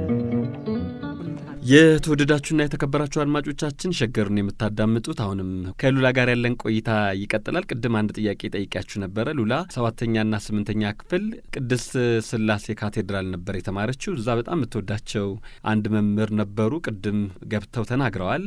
እኚህ መምህር የትምህርት ቤቱ ዩኒት መሪ ነበሩ ወይም ደግሞ የፈረቃ አስተባባሪ። ማን ነው ስማቸው ነው የሚለው ጥያቄው 8101 ላይ መልሶቻችሁን ላኩ። ቀድሞ የመለሱ 5 አድማጮች ስጦታ ያገኛሉ። ሙሉ ስማቸውን በ8101። ሉላ አሁን ወደ መቀሌ እንመለስ። መቀሌ ተመደብኩ። ምን መረጥሽ? ሳይኮሎጂ። በተፈጥሮ ያው ሁላችንም ሰዎችን የምንረዳበት የሆነ ኢንስቲንክት አለን አይደለ? እኔ በተፈጥሮ በጣም ሰው ሪድ አደርጋለሁ። አይቼ እንደዚህ አይነት ሰው ነው ያልኩትን ትክክል ሆኖ አገኘዋለሁ ብዙ ጊዜ። ከዛ ኢንትረስትድ ሆንኩኝ ፊልዱ ላይ ነው። ሳይኮሎጂ ነበር የመረጥኩትን አግኝቻለሁ፣ እግዚአብሔር ይመስገን። ከዛ ግን ያው የተማርኩኝ እያለ ልክ ዩኒቨርሲቲ ልክ እንደተመደብኩኝ ነው ሚስ ኢትዮጵያ ያሸነፍኩት። ልክ 12ኛ ክፍል ስጨርስ ክረምት ላይ ሚስ ኢትዮጵያ ተወዳደርኩኝ 2007 ላይ አላሸነፍኩም ነበር መጀመሪያ፣ ሁለተኛ ነበር የወጣው። ከዛ በኋላ ዩኒቨርሲቲ ገባው። 1 አመት ከተማርኩኝ በኋላ ነው የሚስ ወርልድ የመጣው 2009 በፈረንጅ። በእኛ ስንት ማለት 2002። ለምን ሚሊኒየም ባች ነው 12ኛ ክፍል የጨረስኩት ሚሊኒየም ላይ ነው። ግራጁዌሽን ነበር 12ኛ ክፍል የነገው ሰው እንደው ማረሳው ግራጁዌሽናችን ደስ የሚል ጊዜ ነበረ። የት ነበረ? የነገው ሰው ሸራተን ነበር ግራጁዌሽናችን። ቆንጆ ጊዜ ነበር። እኔ ሃይ ስኩል ግራጁዌሽን እና ያኔ ዲፕሎማ ይሰጥ ነበር። ዲፕሎማ ተብሎ ሰርቲፊኬት ነበረው 12ኛ ክፍል መጨረሳችንን እና እሱ የሚሰጠን ነበረ። ቤተሰብም በቃ በጣም ደስ የሚል ጊዜ ነበረበት ጊዜ ነው። ከዛ በኋላ ግን 12ኛ ክፍል ከጨረሰን በኋላ ዩኒቨርሲቲ ገባው። 2001 ነው የገባሁት ዩኒቨርሲቲ። 2002 ላይ ሚስ ኢትዮጵያን አሸነፍኩ። ክረምት ስመጣ ነሐሴ ላይ ነበር ውድድሩ። ነሐሴ 16 እዚህ ይለኛል። ነሐሴ 16 ቅዳሜ ቀን ነበር የዋለው። እዛ ነበር ውድድሩ። ሂልተን ነበር። ከዛ በኋላ አባቴም እዚህ ነበረ፣ እናቴም በወቅቱ ነበረች። በጣም ብዙ ደጋፊ ነበረኝ፣ ቤተሰብ በሙሉ። ሂልተን ውድድሩ ተካሄደ፣ አሸነፍኩኝ። 60 ሺህ ብር ወርት የሚያደርግ ዳይመንድ ከ3 ካለስ ዳይመንድ ተሸለምኩኝ። በዛን ጊዜ ትምህርቱን አቋረጥሽው ማለት ነው? አላቋረጥኩትም፣ ጨርሼ ክረምት ረፍት አይደለም የዛን ሰዓት ነው። ማን ይፈቅድልኛል ማቋረጥ? ስለዚህ ዊዝድሮል ሞላሽ? አልሞላሁም። ጨርሳለህ? የመጀመሪያውን አመት ጨርሼ መጣሁኝ። እሺ፣ ክረምት ላይ ማለት ነው። ነሐሴ ላይ ነበር ውድድሩ። ስለዚህ ለውድድሩ ደረስኩኝ። ትሬኒንጌን ወስጄ ውድድሩ ላይ ገባሁ። ከዛ በኋላ አሸነፍኩኝ እንዳልኩት ዛን ጊዜ። ከዛ የ60,000 ብር ዳይመንድ አለ። ከዛ ደግሞ የኢኮኖሚ እንደዛ እንደባለፈው ሰው አልጋበዝሽበት? 60,000 ብር ዳይመንድና ቀለበት ነበር። ቀለበት ነበር። ሶስት ዳይመንድ ነበር የሰጠን ሽልማቱ እንደዚህ ይለኛል። ከዛ የወቅቱ የኢኮኖሚ አማካሪ የነበሩት አቶ ነዋይ ገብረአብ ነበሩ። ቀይ ታስታውሳቸው ከሆነ እሳቸው ነበሩ። እነ ሰሎሜ ታደሰ ዳኛ ነበረች ውድድሩ ላይ። እነ ሰዋሰው ዲዛይን፣ ሰዋሰው ኃይሉ በጣም ትልልቅ የምላቸው ማከብራቸው ሰዎች ሙያ ውስጥ የነበሩ እዛ ቦታ ላይ ነበሩ። ትንሽ ሲሪየስ ነበር ይመስለኛል በጊዜውና አሸነፍኩኝ። በጣም ኤክስፔክት አድርጌው ነበረ። ብዙ ለፍቻለሁ። ይሄ ለፍቻለሁ ስለ ራሴን በማዘጋጀት ራሴን በማብቃት ለዛ ቦታ የሚፈልገውን ነገር ከነበረኝ እድሜ ካወቅኩት ልክ ተዘጋጅቼ ነበር። ያ ነገር ሆነ። ስለዚህ መስከረም ወደ ትምህርት ቤት ስመለስ እናቴን ይዣት ሄጄ ለ1 ወር ፍቃድ መጠየቅ ነበረብኝ። ለምን ሚስ ወርልድ ላይ ሄጄ ለመካፈል። ከዛ ዊዝድሮ ሞልቼ ልክ እንትን ስል ስመጣ በቃ ጊዜው ሄደ። ኦልሞስት ውድድሩ ፋይናሉ ዲሴምበር መጨረሻ አካባቢ ነው። ወጪ የመጀመሪያው ሴሚስተር የሚያልቅበት ጊዜ ሆነ። ስለዚህ መምረጥ ነበረብኝ ከሁለት አንዱ። 1 አመት ዊዝድሮ ሞላው ማለት ነው። ዊዝድሮ ሞልቼ መጣ። ከእናቴ ጋር ሄደን ከዛ በኋላ ዊዝድሮ ሞልቼ ከመጣው በኋላ ሚስ ወርልድ ተካፍዬ መጣው ምናምን። ከጊዜው ሄደ። የሚስ ወርልድ ውድድር የት ነበር የተካሄደው? 3 ሀገር ነበር የሄድኩበት ጊዜ። መጀመሪያ ከዚህ ለንደን ነበር የሄድኩት። ለንደን የመጀመሪያውን ዙር አደረግን። ቀጠልን። ዱባይ መጣን። አቡዳቢ ነበረ። አቡዳቢ የሚገርም ጊዜ ነበረን። እሱም እንደዛ ወደ 1 ሳምንት አካባቢ። ከዛ ጆሃንስበርግ ፋይናሉ ጆሃንስበርግ ሳውት አፍሪካ ነው። ግን ያኔ ሳውት አፍሪካ ላይ የዓለም ዋንጫ ነበር። ስለዚህ የዓለም ዋንጫና ሚስ ወርልድ አንድ አይነት ጊዜ ላይ ነበር። ስቴዲየሞቹን ጎበኘን። የፊፋ ወርልድ ካፕ ድሮ ላይ የመገኘት እድሉ ነበረን ምናምን እና ለእኔ ታሪካዊ ጊዜ ነበረ። ጥሩ አጋጣሚም ነበር። ስለዚህ የዓለም ዋንጫ የሚደረግበት ጊዜ ላይ እኔ ሳውት አፍሪካ እዛው ነበርኩኝ። የተለያዩ ስቴዲየሞቹ እንዳለ ሲሰሩ ግንባታ ላይ የነበሩትን ጀምሮ እስከ መጨረሻው ቀን ያሉትን የማየት እድሉ ነበር። ለእኔ ኤክስፖዠር በጣም ደስ ይል ነበረ። እሱን ሁሉ ጨርሰን ተመለስኩኝ። ስለዚህ 6 ወር ነው የቀረኝ ትምህርት ቤት ላይ። በቃ መሀል ላይ ትንሽ ቦዘንኩኝ። የዛን ጊዜ ግን መቦዘንም አልለው። ማስታወቂያዎችም የሰራሁበት ጊዜ ነበር። ኢዲኬቲ ማስታወቂያ መጣ። ከዛ እንደተመለስኩ ያኔ ነው ኢዲኬቲ መጣ። የሱ ጊዜ ማስታወቂያው ውድድር ነበር። ሰምተህ ከሆነ አላውቅም። መጀመሪያ ወደ 5,000 ሰው ነው የተመዘገበው ለዛ ማስታወቂያ። ጥሩ ብር ይከፍሉ ስለነበረ ሀያት ነበረች መጀመሪያ የምታስተዋውቀውና እሱ ላይ እንትን አደረግኩኝ። አሸነፍኩ። ማስታወቂያውን ወሰድኩ። ያኔ ነው መኪና የተገዛው። ያኛው እዛው ላይ እንዳለን ደቡብ አፍሪካ መጨረሻ ላይ ተከናወነ አለቀ። ውጤት ዲሴምበር ውጤት የቶፕ የ6 አይነት ካታጎሪዎች ያሉ አንዱ ካታጎሪ ላይ 6 ውስጥ ገብቼ ነበር። አንደኛው ዘርፍ ላይ ከ6ቱ ዘርፎች ማለት ነው። አሰልጣኝ ነበርሽ? እንዴ ነው? በራሴ ነው በቃ። እዚህ ስንወዳደር ትሬኒንግ ወስደናል በእርግጥ እና እሱ ነው እንደ ጠቀመኝ። ያው 1 ወሯን ወጪዎች ማን ነበር የሚሸፍነው? ራሱ አዘጋጆቹ ነበር የሚሸፍኑት። ከዛ ውጪ ኢትዮጵያን ኤርላይንስ ቲኬቱን ስፖንሰር ያደረገን ኢትዮጵያን ኤርላይንስ ነበረ። ልብሶቹን ዲዛይነሮች እና ትልቅ ውድድር ነው። ዓለም ላይ ትልቁ የቁንጅና ውድድር ሚስ ወርልድ ነው። በቃ ትልቁ የመጨረሻው። ከዛ ሚስ ዩኒቨርስ ነው። ከዛ ሚስ እርዝ እያለ ይቀጥላል። ግን ትልቁ እሱ ነበር። እኔም ግቤ እሱ ነበር ሁሌ የምለው። በቃ እሱን ከጨርስ ጫማዬን ሰቅላለሁ አልኩኝ። የመጨረሻ ውድድር ሚስ ወርልድ ነበር። በቃ ዳትስት። ከዛ በኋላ አልተመለስኩም። በቃ ትምህርቴ ላይ ነው ፎከስ ያደረኩት። ደስ ያለኝ በልጅነት ስለነበረ በቃ አየሁት። አዲስ ነገር የለውም። ማይወስድብኝ ማንም ትምህርቴን እንደሆነ አይ ቲንክ ያመንኩበት ጊዜ የሚያ ነው እና በቃ ሌላውን ነገር በሙሉ አላጣውም። ይሄኛው ግን በጊዜው ማድረግ አለብኝ ብዬ እንደወስን የሚያደርገኝ ጊዜ ይመስለኛል። ሁሌ አሁን ልጆች ሲጠይቁኝ ትምህርታችሁንም አድርጉት አት ዘ ሴም ታይም፣ ይሄንን ብቻ ካሪየር ብላችሁ አትያዙት። ሊሳካ ይችላል፣ ግን ባይሳካ ደግሞ ቢያንስ ሌላ ነገር እጃችን ላይ አለ። ማንም የማይወስድብን መልክ ቢጠፋ፣ አደጋ ቢደርስ፣ የሆነ ነገር ቢሆን ጭንቅላትህን ማንም ሊወስድብህ አይችልም አንለስ ያንን ካልሳትክ በስተቀር። ስለዚህ ያንን ጊዜ እናቴ የምትለኝ ነገር ግልጽ ብሎ የታየኝ የዛን ጊዜ ይመስለኛል። በቃ ትምህርትሽን ማንም አይወስድብሽም። እውነት ነው። በቃ መብሰሉ መጣ። በቃ ደስ የሚለኝ ጊዜ ነው። በቃ እንኳን አደረግኩት የምልበትና ከዛ በኋላ ስመለስ እንዳልኩት ያቺን 6 ወር እንደዛ ሳለፍኩኝና አልህ ነበረብኝ። በጣም ትምህርቴን እንድገፋ ስለምፈልግ አባቴ ደግሞ በጣም ነው የምፈራውና እንዲያዝንብኝ ስለማልፈልግ ያቺ የተቃጠለችውን ለማካካስ ዩኒቲ ዩኒቨርሲቲ በቀን ክፍለ ጊዜ ሶሺዮሎጂ ገባሁ። አዲስ አበባ ዩኒቨርሲቲ በማታ ክፍለ ጊዜ ጆርናሊስት። እስከ 10 ሰዓት ዩኒቲ ነኝ። መኪናዬን ገዛው ማስታወቂያ በንግድን ባልኩት። ስለዚህ ወጣና ደግሞ ወደ የማታ ክፍለ ጊዜ ደግሞ አዲስ አበባ ዩኒቨርሲቲ እዚህ አቡነ ጴጥሮስ ጆርናሊዝም ግቢ ክላስ ገባል። ችግር የነበረው የዛን ጊዜ ለምለም ዮሐንስን የምታውቋት ከሆነ ማን ነው አዳነ ልጨርስል ነው። አዴም የኛ እንትን ነበረ አዲስ አበባ ዩኒቨርሲቲ አዳና ረጋን ፋና፣ እንዲሁም ደግሞ አዴ ሻሸመኔ ልጅም ነው ባይዘው ወዳጆች ነው አሁንም እና አዳና ረጋ። ለምለም ዮሐንስ ግን የክፍል ባልደረባ የነበረች አንዋሪማ የምታውቁት ከሆነ እሱ ፋና ላይ እየሰራ ነው አሁን። ትንታግ የሆኑ ጋዜጠኞች ናቸው የኛ ባች የነበሩት እና እነዚህ ከጌጡ ተመስገን ዲግሪውን ሊጨርስ አይ ቲንክ የተወሰነ ክላሶችን አብረን ወስደናል የዛን ጊዜና በማታው ክፍለ ጊዜ አዲስ አበባ ዩኒቨርሲቲ ጆይን አደረኩኝ። ከዛ ደግሞ ዩኒቲ ዩኒቨርሲቲ ደግሞ በጣም አሁን ድረስ ያፈራሁት የልብ ወዳጄን ያገኘኋት ልደት ዮሴፍ ትባላለች። የልጆቼ የክርስትና እናት ናት። ምርጥ ጓደኛዬ ናት። እህቴ ናት። ሰዎች እንደውም ሲያዩን ተማማቾች ነው ምን መስላቸው። አሁን ላይ ደግሞ እኔን ካነሳ ልደትን ለይቶ ማየት ይከብዳል። ሉላ አልሽር በሙዚቃ ፋታ እንሰድና ተመልሰን እንገናኛለን። አድማጮቻችን ሸገርን የምታዳምጡት የያኔዎቹ ደግሞ ፕሮግራማችን ነው። የያኔ መምህራኖቿን እያመሰገነች የክፍልና የትምህርት ቤት ጓደኞቿን እንዲሁም የተማረችባቸውን ትምህርት ቤቶች እያስታወሰች ያለችው የማስታወቂያ ባለሙያና የቴሌቪዥን ፕሮግራም አስተዋዋቂ ሉላ ገዙ ናት።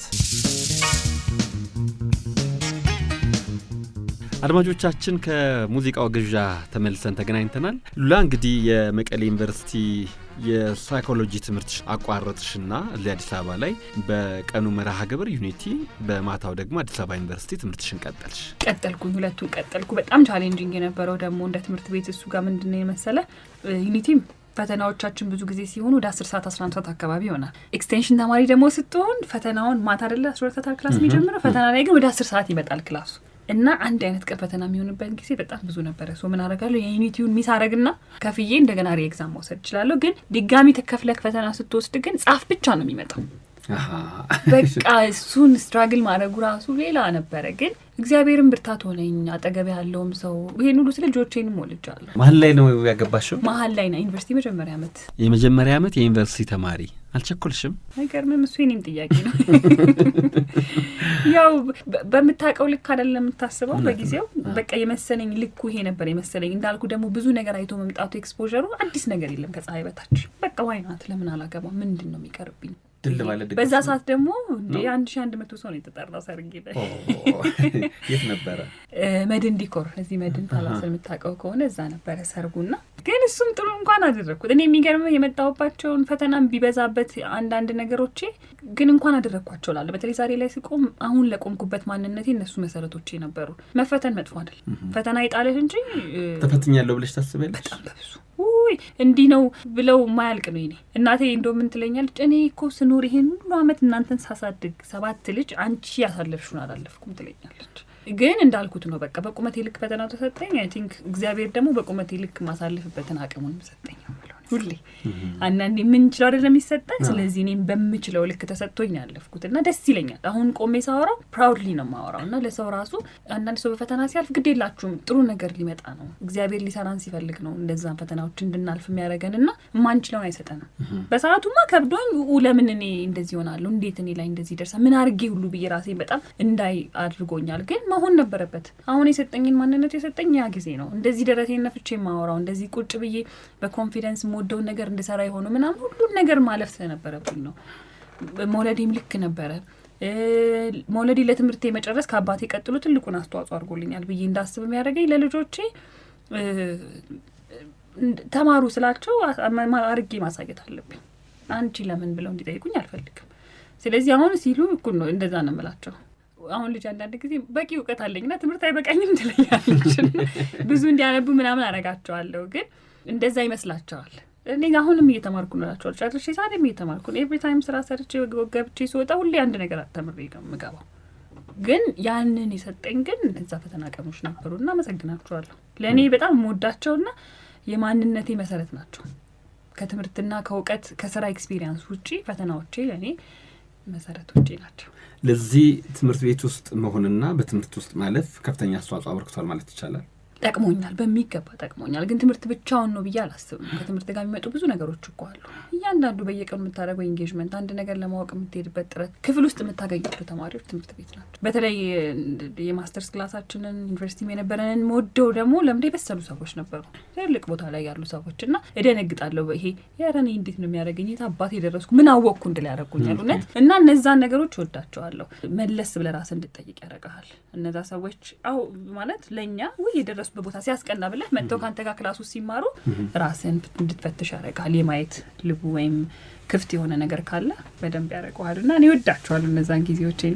ሉላ ከፍተኛ ትምህርት ተቋም ላይስ እነማንም መምህራን በዚህ አጋጣሚ እናንሳና እናመስግን? ዶክተር ሳምሶን ዶክተር ሳምሶን ቲቸር አማኑኤል አሉ። ዶክተር ሳምሶን ማን ናቸው? አሁን ላይ የብሮድካስት ኃላፊ ሆኗል መሰለኝ። ለፈወር ወር ምናምን እርግጠኛ አይደለሁም ይመስለኛል። ትልልቅ ቦታዎች ላይ የሚሰራ ምርጥ መምህር የነበረ ዶክተር ሳምሶን እና አንደኛ ሪሰርች አስተማሪ ፔፐሬን ሲሰራ የመጨረሻውንም አድቫይዘሪም ጭምር ነበረ። አራዳ ነው ዶክተር ሳምሶን። ዶክተር ሳምሶን እኛ ዩኒቨርሲቲ ስንገባ እኮ እኔ አይ ቲንክ እሱ እንደጨረሰ ወዲያው ነው ዩኒቨርሲቲ ጆይን ያደረኩት ዲግሪን ስማር። እሱ ግን ወዲያው ባክ ቱ ባክ እየተማረ ነው ፒኤችዲ ላይ ደርሶ ዶክተር ስንለው ያው ትልቅ ሰው እንዳይመስላችሁ አይደለም እና ያራዳ ልጅ ነው። በቃ ይገባዋል። ይሄ ችግርን ተረድቶ ምናምን ነገሮችን ለማቅለል የሚሄድ መምህር ነው። አንዳንድ ጊዜ ያው እኛ ስራ የሚታወቅ ነው አስቸጋሪ ሁኔታዎች አሉ። ደግሞ ከስራ ባሻገርም ልጆች ቤተሰብ ኃላፊ ምናምን ስትሆን እንደምታስበው ነገሮች አይሄዱልንም።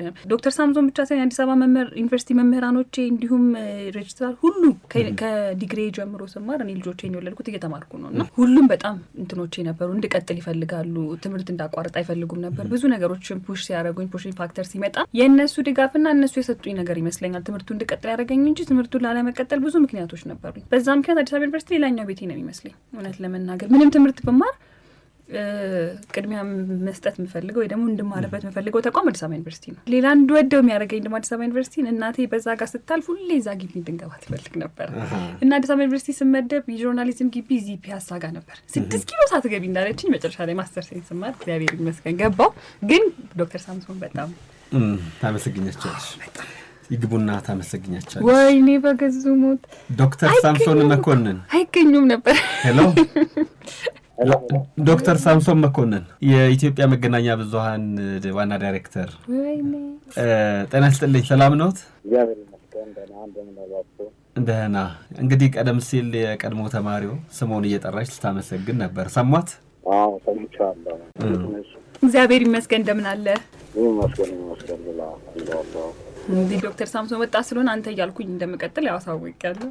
ዶክተር ሲባል ብዙ ሰው የሚያስበው ያው ረጅም ዓመት የትምህርት ጉዞ ሂደት ስላለው ብዙ ሰዎች እንትን ያደርጋል። ዶክተር ሳምሶን ግን ያው ባክ ቱ ባክ ትምህርት ወዲያው አይደል ዶክተር ሳምሶን እንግዲህ እስከማውቀው ድረስ እና ስለነበረ ያው ለዛ ነው ዶክተርነቱ ላይ የደረሰውና አንተ ነው የምንለው። እንደ ወንድማችንም ነው እንደ አባቴ እንኳን አይደለም።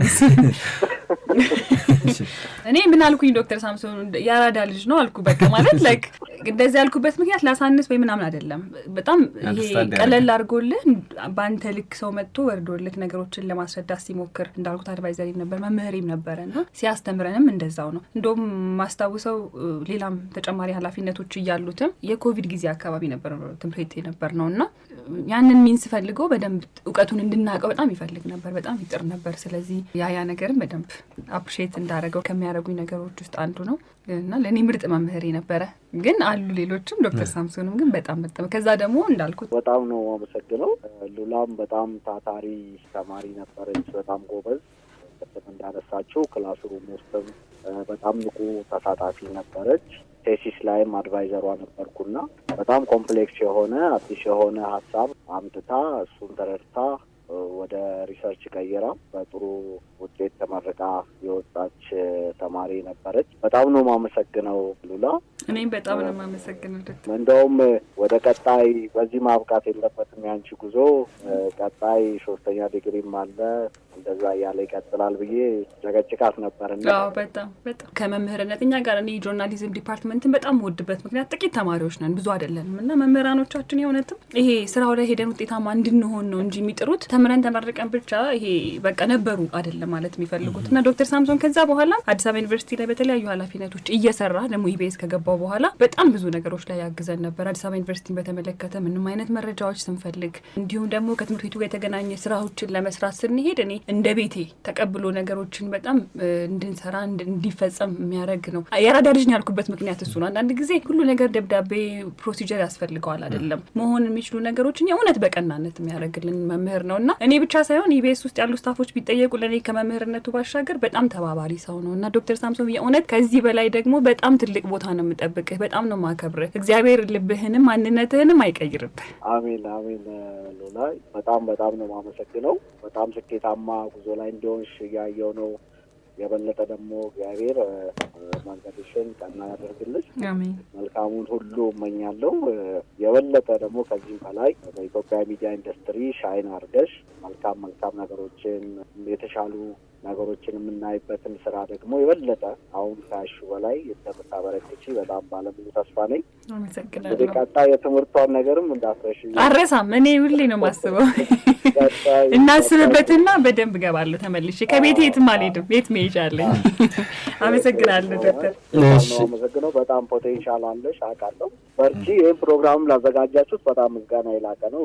ይርስጥልን በጣም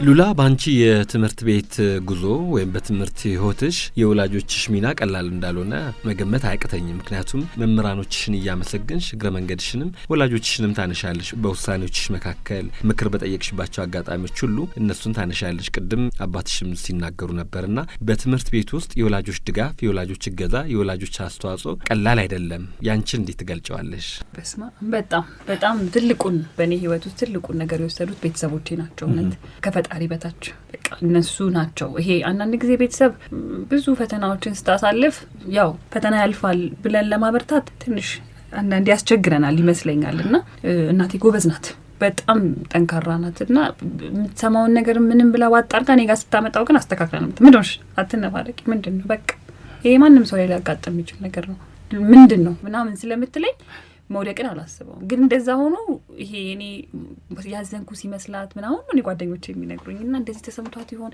እንደዚህ እንዳትሆን ምናምን ትላለችና ያ ነገር እንድጠነክር ያደረገኝ ይመስለኛል። ከዛ ደግሞ በእኔ ላይ ያላቸው እምነት በጣም ነው የሚያምኑብኝና አባት እናት ሁለቱም በጣም ነው የሚያምኑብኝ። ከዛ ግን ይሄ ለወድቅ ሲመስላቸው ግን አየኋቸው ያመነው ነገር እንትን ሊል አይችልም ብለው ትግል ታያለ ትረዳቸዋለህ ቤተሰቦችና ያን ሲታገሉ አይ ነበር። ወደ ማቀረብት ያለሽ ከናቴ ጋር በደንብ እናወራለን። ከአባቴ ጋር ግን እንዳልኩ በቃ በጣም ፍቅሩ ምኑም እኮ እንዳለ ነው። ግን ከናቴ ጋር ሞር ሴት ስትሆን ደግሞ ይበለጥ የምትግባባባቸው ነገሮች ስላሉ እነዛ ነገሮች በደንብ አድርገን እናወራለን እና ያንን ማሳመን ፈልግ ነበር። ስለዚህ ለኔ መውደቅ አማራጭ አልነበረም። ከዛ ውጪ የኔ ነገር ሲመጣ እኛ አለን ይሄ ማድረግ ትችላለሽ። መኖር በገንዘብ በምናምን ብቻ አይደለም ሞራልም ነው። በቃ ወድቆ መነሳት ምንም አዲስ ነገር የለውም። እንግዲህ ወደ ትዳሩ የገባሽው ትምህርትሽን ሳታጠናቅቂ ልጅም የወለድሽው ገና በለጋነት እድሜሽ ነውና በዛ እድሜሽ ወደ ትዳር ስትሄጂ በተለይ አባትሽ ምንም ማለት ኧረ በጣም በፍጹም አይቻልም ብሎ ነበር አባቴ። ለምኖኛል ማረሳው በቃ ምንድነው ያስቸኮረሽ ትምህርትሽን ሲጨርሽ እኔ ራሴ ደግሽ ይደርሻለሁ ብለኝ ነበርና ያው እንዳልኩት ትንሽ አስቸጋሪ ያው እድሜም አይደለም በፍጹም አልኩኝ። ኢንሲስት አደረኩኝ። መቀበል አማራጭ እንዳልሆነ ሲያስቡ ፈቀዱ። ማድረግ አይችሉም። በኋላ ላይ ግን ነገሮችም ሳይሆኑ ሲቀሩ እነሱ እንደዚህ ብዬሻል ነበር ምናምን አይደለም ያለኝ አባቴ። ምንም አይደለም ያጋጥማል፣ ፈተና ነው። ኢትስ ኦኬ። አንቺ ላይ ያጋጠመ ብቻ አይደለም ማንም ሰው ላይ ሊያጋጥም የሚችል ነገር ነው። ወደ ዩኒቨርሲቲው ስንመለስ ከፍተኛ ትምህርት ተቋም መቀሌ አቋርጠሽ አዲስ አበባ ዩኒቨርሲቲና ዩኒቲ ዩኒቨርሲቲ ተመረሻል። እዛው እኩል ነው የተመረቅሽው። በአንድ ሳምንት ላይ ፔፐር ፕሬዘንቴሽን የራሱ አንድ ሳምንት ልዩነት ነበር። በጣም ስትረስፉል ጊዜ ነበረ። ወልደ ከዛ ፕሬዘንቴሽን ማቅረብ ከዛ ደግሞ ፔፐር የተለያየ ፔፐር ሰርተ ማቅረብ በጣም ጥሩ ኤክስፒሪየንስ ነበር። አይ ሚን ራስን ስትፈትን አይደለ አቅምህን የምታውቀው። ስለዚህ እኔ ያ ነገር ኦኬ ይችላል ለካ የሚለውንም እንዳያርጎኛል። አሁንም ግን እኔ ልታበይበት ሳይሆን ማንም ሰው ማድረግ ይችላል ብዬ ነው ሁሌ እንደውም እኔ ምን እላለሁ እኔ ማድረግ ከቻልኩኝ እናንተ ማድረግ ማትችሉበት ምክንያት የለም እላለሁ። እንዴት እንደመጣው ስለማቅና አየሁበት። ጥሩ መፈተን ደስ ይላል። ሲያልፍ ደግሞ እንዴት ስታወራ ደግሞ ይበለጠ ደስ ይላል። በሰዓቱ ላይ ስትሆን ስትረስፉል ነው ኦፍ ኮርስ፣ ግን ሲያልፍ ደግሞ ኢትስ ወርት ኢት። ፈተናው በምንድን ነው? በአቅም ነው ወይስ? አይ እንደሱ አይነት አብዬ ማለት አልችልም። ጊዜው ይሄ ወልደክ መውለድ በራሱ አለው ያንተን ጊዜ ይፈልጋሉ። ልጆች ትንንሾች ናቸው። ከዛ በኋላ እንደዛ አይነት ኃላፊነት ኖሮብህ ከዛ ማጥናትም አለብህ፣ መዘጋጀትም አለብህ፣ ትምህርት ቤት መሄድም አለብህ፣ ቤትህን ማኔጅ ማድረግም አለብህ። ሁሉንም ነህ። እኔ በጊዜው ሚስትም ነኝ፣ የልጆች እናትም ነኝ፣ ተማሪም ነኝ። ስለዚህ ሶስቱ ሲሆን ይጨምራል ስትረሱ። ግን ሴቶች በተፈጥሯችን አይ ቲንክ እነዚህን ነገሮች ለመቋቋም ነው የተፈጠርነው ብዬ ነው የማስበው። እውነትም አይቼዋለሁ። ይቻላል ከኔ የበለጠም ብዙ እየሰሩ ሁሉ የሚማሩ ደግሞ ሰዎች ስላሉ እኔ ዝም ብል ነው የሚሻለው። ግን አቅሜን ለራሴ ግን ኦኬ እችላለሁ የሚለው እንዳያድርጉኛል። እሺ የዩኒቨርሲቲ ትምህርትሽ እንዳጠናቀቅሽ ወደ ስራ ገብተሻልና መጀመሪያ ስራ የገባሽው የት ነው? ዩኒቨርሲቲ እንደተመረኩኝ የራሴን ስራ ነው ለመስራት የሞከርኩት። ምን አይነት ቢዝነስ እየከፈትኩኝ ፌል አድርጎብኛል። ጸጉር ቤት ከፍቼ ነበረ፣ አልተሳካም እሱ። የማስታወቂያው ስራው እንዳለ ነው። ከዛ በኋላ ሞር ከልጆች አባት ጋር አንድ ላይ እንሰራ ነበረ። እሱ ላይ ነው ፎከስ ያደረኩት። ከዛ ውጭ ግን ልጆቼን ጊዜ ሰጥቼ የተወሰነ እድሜያቸው ድረስ ሳደኩኝ። አሁን ስንት ዓመታቸው ነው? አሁን ትልቁ 11 ትንሿ 10 ሆናቸው። እንግዲህ ሉላ የልጅ አስተዳደግ ላይ ለአዲሷ እናቷ አስተማሪዋ ናት። ከእናትሽ ጋር በየቀኑ ለመገናኘት ቅርብ ነሽ ለእናትሽ? አሁን እድሜክ እየሄደ ሲመጣ የራስ ቤተሰብ ኖሮ እኔ ከወላጆቼ ጋር ያለኝ አታችመንት እያስፈራኝ መጣ። እውነቱን ስነግራችሁ በጣም ቶሎ ደውላል። በጣም ቅርብ ነኝና አልፈለኩት። አንዳንድ ጊዜ በቃ ትንሽ እንዳደገ ወይም እንደበሰለ ሰው በቃ በሆነ ጊዜ ማየት አለብኝ ብዬ ወሰንኩ። ደውልላቸዋለሁ፣ ቶሎ ቼክ አረጋቸዋለሁ። የኔ ከነሱ ጋር ያለኝ አታችመንት እኮ ፍላይት ሄጄ ትራንዚት እያደረኩ አንድ ሀገር የደረስኩበት ሀገር ደርሼ እንትን ደርሻለሁ ብዬ ለታክሲ የሚደውል ሰው ነኝና ያ ነገር ልክ እንዳልሆነ እየገባኝ መጣ። ለምሳሌ በዚህ ሳምንት ስንት ጊዜ ሄድሽ ወይም መቼ ነው ሄድሽ እናትሽ ጋር? አረ ወር ሆነኛው። ብዙ ጊዜ እዚህ ሻሸመኔ ነው ስራቸውና ይመጣሉ ይሄዳሉ። ወር ሆነኝ። አሁን ግን እነሱ ከሄዱ 2 ሳምንት ሆናቸው። ከዛ ፊት 2 ሳምንት አላየኋቸውም። በስልክ ኦልሞስት ኤቭሪ ዴይ እናወራለን። ቅድም ወላጅ አባትሽን እኔ ያገናኘውሽ ይገርም ከመሻውን ሰውጣ ከዚህ ደውል ነበር። እናትሽንም አብረው ነው ማናገራቸው፣ አብረው ነው የሚሰሩት። ታዲያ ቅድም አብረው ማናገር ነበረብሽ። ታፍራለች ሳታወራ። ቤት ውስጥ እኮ ምን ነገር ቢሆን ያወራሉ። አታወራም። ሄሎት እየቅድስት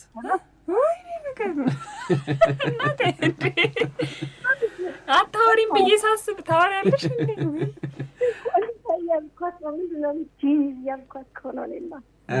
ሰላም ነው ስትዬ ቅድስት፣ እንዴት ነው?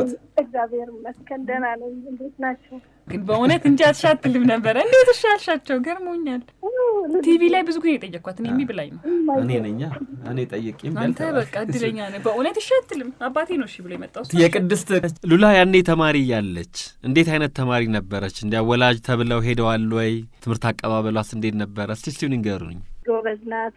ያናደድኩሽን ጊዜም ተናገሪ፣ አይዞሽ፣ ምንም እንዳታፍሪ። ባይዘው እናቴ እንደ ልብሽ ተናገሪ።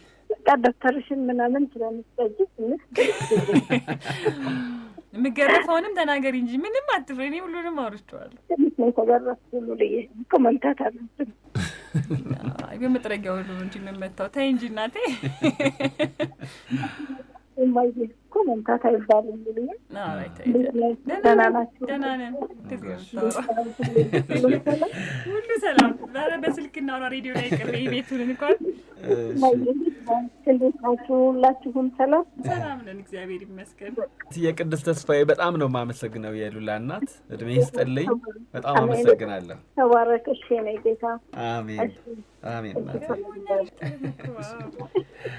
ትወድም የሚገርም ነገር በጣም ነው የማትወደው። እኔ ቲቪ ላይ ብዙ ጊዜ ላመጣት ፈልጌ ለእናቶች ቀን ምናምን በቃ በጣም ነው የምትፈራ። ፎቶ በትርሳት አትነሳም።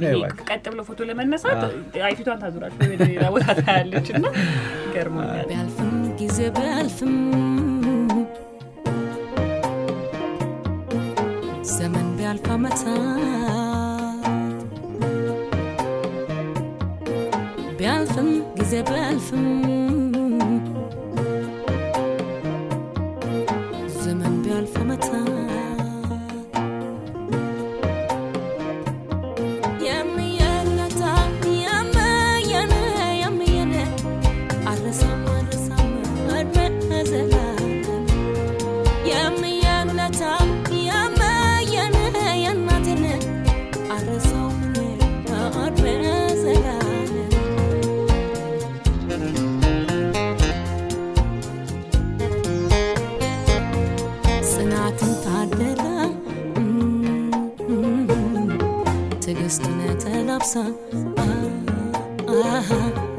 ቀንታ አሻግራለች በጨለማ ዳብሳ ልፋቷን ቆጥሮላት ይሰማታል ጌታ አልፋ ታኖራለች ምርቃቷን ትታ። ሉላ አባዮሽ ጨፍረሻል? አይፈቀድልንም ነበር። ቤት ውስጥ ነው የሚፈቀድልን። 3 ሴቶች ነው የነበርነውና ቤት ውስጥ ነው የሚፈቀድልን። መውጣት አትፈቅድ ነበር እናቴ። እሺ ሻሸመኔ ያለሽ የልጅነት ጓደኞችሽን ታስታውሻቸዋለሽ? አስቴርን ብቻ ነው ታስታውሽ? አስቴር አብረን ተምረናል በጣም አረሳትም የምትያት ጓደኛለችሽ? መልካም ዱባይ ያለችው እናገናኝሽ እንዴ? አረ በግዝም ልታገኛት አትችልም። ከኔ ጋር እኮ እንገናኛለን እስካሁን። አሁን ምስሏን እያየሽ ማናገር ትችያለሽ በቪዲዮ። ሄሎ በያት። ሄሎ ሉላዬ ጥቂት አገኛት በገዙሙት። የኔ ቆንጆ እንዴት አወቅ? እሷ መልካም እንደሆነች እንዴት አወቅ?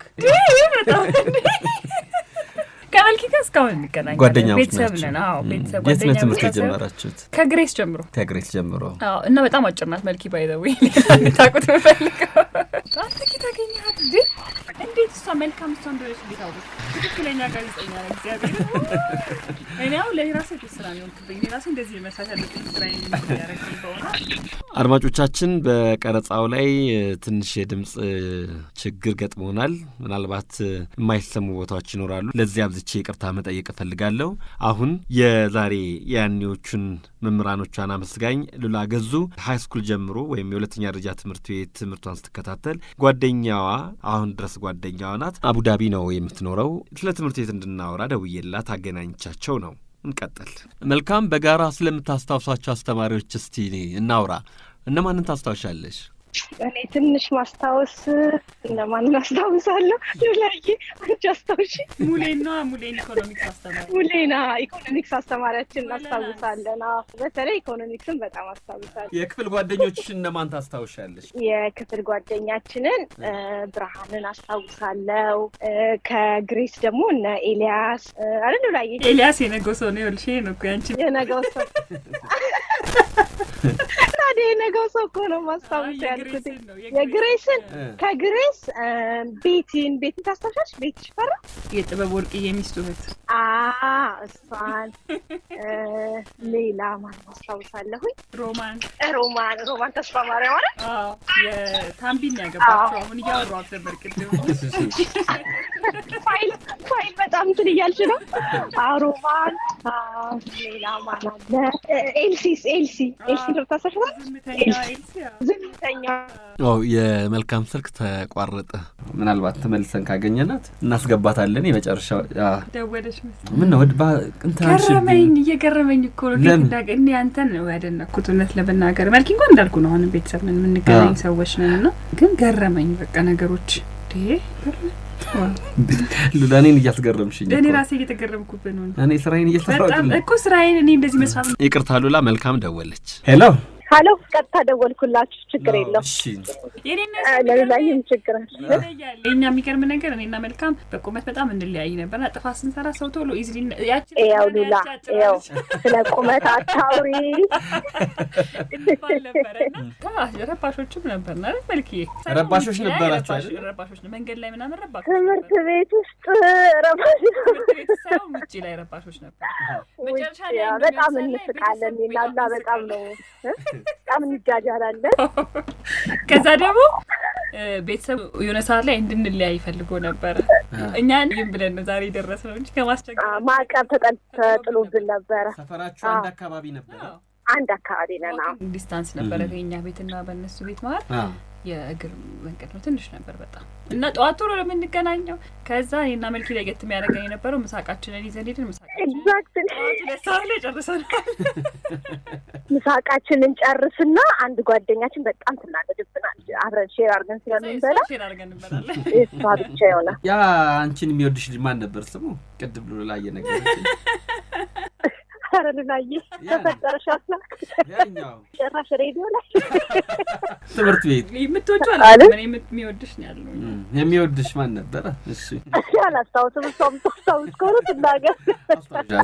አይ እኔ አልናገርም። ራሳት ትናገር። ያው ነው አረጋችሁት እኮ የድሮ አይደል እንዴ? አይ የድሮ ነው ያለ በእውነት አላስታውስም። በጣም ብዙ ነገር ረሳለሁ። ችግር አለው እንለፈው። አረ ችግር የለም ማለት ነው። ካስታውሰችኝ እናውራ። ናሆም ግን ናሆም ትዛይልሽ አይ ሉላ እንዳሁን የልጅነት ብለሽ ባይዘይ እናሏ ስንገናኝ በመሳቆች አለ ብንጨርሰው። አሁንም በጣም ብዙ ትዝታ አለ። መልካም በሁለታችሁ ግንኙነት የማትረሽን እስቲ ንገሪን። ተጣልተን እናውቃለን። አንድ ጊዜ ውሃ ደፍታብኝ፣ ልደት ላይ ሲሆን ውሃ እንደፋፋለን እና ውሃ ደፋችብኝ ላይ ሙሉ ባሌ ውሃ ይዛ መጣ ውሃ ደፋችብኝ እና የእሷ ልደት ነበር የምጠብቀው እና ኬክ አስበሽታል። እኔ ደግሞ ኬኩን ሙሉ ላይ ደፍቼባት ተጣልተን እናውቃለን። ሳምንት 2 ሳምንት ተዘጋግተናል። እዚህ ልሻል ላይ የራሷን ለምን እንደ ኬክ ነው የኔ የሷ ውሃ ይደርቃል። የኔ ውሃ ነው የኔ ኬክ ነው የሷ ትንሽ ጨመረ። ሙሉን ነው በቃ የለቀለኳት። እንደና እንዴት ታረቃችሁ? ማን አስታረቃችሁ? ራሳችን የታረቅነው እንዴት ልታረቅን ታስታውሻለሽ? ላይ ራሳችን መስለኝ የታረቅነው ወይስ አስታረቁን? ቅዳሜ ክላስ ነበረን ሜካፕ ክላስ እና ከኋላና ከፊት ተቀምጠን ብቻ የሆነ እና ቅዳሜ ብዙ ጊዜ አብረን ከክላስ በኋላ አብረን ምናምን እንወጣለን ምናምን ያ በቃ ነገር እንዳይቀርብን እንትን ታያለሽ ወይስ ምን ታረቃለሽ ወይስ ምናምን በሚል ነው ወደ ቤት ብንሄድ ይሻላል ወይስ ምሳ እንደላ ስትዛለኝ ማን ያለው ቅዳሜ ብር ይሰጠን ነበርና ዱላዬ ብር ካላት እውነት ለመናገር ለምግብ ነው የምንጨርሰው። ግን ደግ ናት ባይዘ በጣም ደግ ልጅ ናት። እንትንስ መልኪ ምን ነበር የምገዛው መንገድ ላይ ልክ ሜክሲኮ ታክሲ ጋር ስንደርስ ምን ነበር የምንገዛው? መጽሔት ይረመበር እኔ ብር ጨርሰው ዱላዬ መጽሔት ነው መጽሔት በጣም ትወዳለች። ምንድን ነው የሚያደርግልሽ? በቃ ሞዴል አይደለም መጽሔት በጣም በመጽሔት ነው ብራችን የሚያልቀው። እሱም ነበር እና እንደሱ እናደርግ ነበር። ከዛ ደግሞ ፎቶ እንነሳ ነበር ያኔ እንትን ዋሌት ሳይዝ ፎቶ እና የሚገርም ነገር እዛ ሜጋ ጋር ያለው ፎቶ ሜጋ ፊት ለፊት ሜጋ ላይና ከዛ ደግሞ ኤዲ ፒክቸርስ ያኔ ተቀጥሮ ይሰራ ነበር ቦሊውድ የሚባል ስቱዲዮ። እሱ ይዛኔ ነው የማውቀው። ከዛ እንትን ዋሌት ሳይዝ ፎቶ እንነሳና 12 ብር ነበር ዋሌት ሳይዝ ፎቶ ለ4 ነው የምንካፈለው። 4 ነው የሚታተመው። በኖርማል ሳይዝ ፎቶግራፊ በጣም ይቆረጣል። 4 ዋሌት ሳይዝ ይሆናል። ዋሌት ውስጥ የምትከተው ፎቶ ነው። የሚገርም ዋሌቱን ዩኒቨርሲቲ ገብቼ ያ ሁሉ ፎቶግራፍ ወደ 200 ነው 300 ፎቶግራፍ ነበረኝና ሙሉ ዋሌቱ ጠፋ። እንደው ይሄን ዋሌት ያገኘ ሰው ባዚ አጋጣሚ ይመልስልኝ ደስ ይለኛል። ወራታው ትከፍያለሽ? እከፍላለሁ። እግዚአብሔር ለመሰለ ብዙ ነገር ነው ያጣው። የትኛው ዩኒቨርሲቲ ነው? መቀሌ ወይስ አዲስ አበባ ዩኒቨርሲቲ? አዲስ አበባ ዩኒቨርሲቲ ሚኒቲ የሚጀመርኩ ሰዓት አንድ አይነት ሰዓት አይደል ጀመርኩት። የትኛው ዩኒቨርሲቲ እንደሆነ ነገር አታውቂ? መኪና ሁሉ ነበረኝ። የሚገርም እንዴት እንደጠፋ አላውቅም። እሱ ዋሌት የዛን ጊዜና በጣም ይቆጨኛል። መኪና እና እንጠይቃለን ምንም ችግር የለም። ከዛ የዛን ሰዓት ሙሉ ዋሌቱ ጠፋብኝ እንጂ ብታምንም ባታምንም አስበነው ሳይሆን እኛ እንደ ፈን ነበር የምንቆጥረው። ግን ኤቭሪ ዊክ ቅዳሜ ቀን ፎቶ እንነሳ ነበር። ሚስ ያደረግነው ቅዳሜ ትዝ አይለኝም። አሉላንም ታስታውሻለሽ? መልኪ ከሉላ ጋር ብዙ ፎቶ አለ። በጣም ያሉላ ጥቅሶች ሌላ ምን ትዝ የሚልሽ አለ? መልካም እኔ ከሉላ ትዝ የሚለኝ ይለኛል። እኔ በቃ ሉላን በማስታውሳት በጣም በደግነቷ ነው። የሆነ ነገር ካላት ሙሉ እናንተ በቃ ፈታህ ጨርሳ ሄደ ነገ ምናምን እንትንም አይደል ሰው ታውቃለህ? ከምር ማለት ነው። በቃና ደግ ሰው ጥሪ ብትለኝ ሉላን ነው የምጠራት። ማለት እንትን ላይ ስለሆነ ሳይሆን ይሄ ሪሽዩ ላይ ስለሆነ ሳይሆን ከልቤ ማለት ነው። ካስተማሪዎች ማንን ታስታውሻለሽ? አስተማሪ በቃ 11 እና 12 በቃ ኢኮኖሚክስ አስተማሪዎችን አስታውሳለሁ። ሌላ አይገርም ብዙም አላስታውስም። መልካም አሰፋ የሉላ ገዙ ከትምህርት ቤት አሁን ድረስ የዘለቀ ጓደኛ፣ እጅግ በጣም አመሰግናለሁ። ይወድሻለሁ የኔ ቆንጆ። ይወድሻለሁ መልካም። እግዚአብሔር የሰብሽን ነገር ያሳካልሽ የኔ ማ። ሰላም ሁኚ። በጣም እናመሰግናለን። እሺ ደህና ደሩ። እሺ መልካም ሰላም ሁኚ። አመሰግናለሁ። ከክፍል ከትምህርት ቤት ጓደኛ ጋር በትዝታ ሄድ መለሳለን አይደል? በጣም መለስከኝ። ብዙ ነገር መልሼ እንዳስብ አረከኝና ኖርማሊ ብዙ ነገር መረሳሳው አልነበርኩም። እንደውም ጥሩ ጊዜ ላይ አልተገናኘንም። አሁን የሥራ መብደራረቡ ሲመጣ የፋሚሊ ሪስፖንሲቢሊቲ እንትን አደረኩኝ እንጂ በጣም እንደ ትላንትና ነው ትዝ የሚለኝ። እኔ ትምህርት ቤት እንዳልኩት እኮ ነው ብዙ ጊዜያችንን ዛሬ የምናሳልፈው ቤት እኮ ለመተኛት ነው የምንገባው። ጥራጥነን በልተን ራት መተኛት ነው ብዙ ሰዓትና ቅዳሜና እሑድ ነው ሞር ቤት ውስጥ እንጂ አብዛኛው ህይወታችን ክፍል እኮ ትምህርት ቤት። ሉላ ከተመረቀችባቸው የትምህርት ዘርፎች አንዱ ጋዜጠኝነት ነው። እንደገናም ደግሞ በቴሌቪዥን መስኮት ላይ ምን አይሻለኑልኝ? ሉላ ጋዜጠኛ ናት ወይስ? እኔ የሚገርም ጋዜጠኛ ነኝ። በጣም ስለማከብረው ገና ነኝ። ጋዜጠኛ ብዬ ሙሉ ጋ ብለህ ብትጀምረው ሌላውን ገና ነው። አዎ አንድ ይሄንን ያነሳውበት ነገር በዚህ ሙያ ትምህርቱን ተምረሽ ተመረቀሻል። የምትሰሪው በማስተዋወቅ ስራ ፕሮግራሞች ስትሰሪ አይደለም። ከማስተዋወቅ ባለፈም ደግሞ የጋዜጠኝነት ስራ ውስጥ አለ። አንደኛው ፕሮግራም መስራት ነው።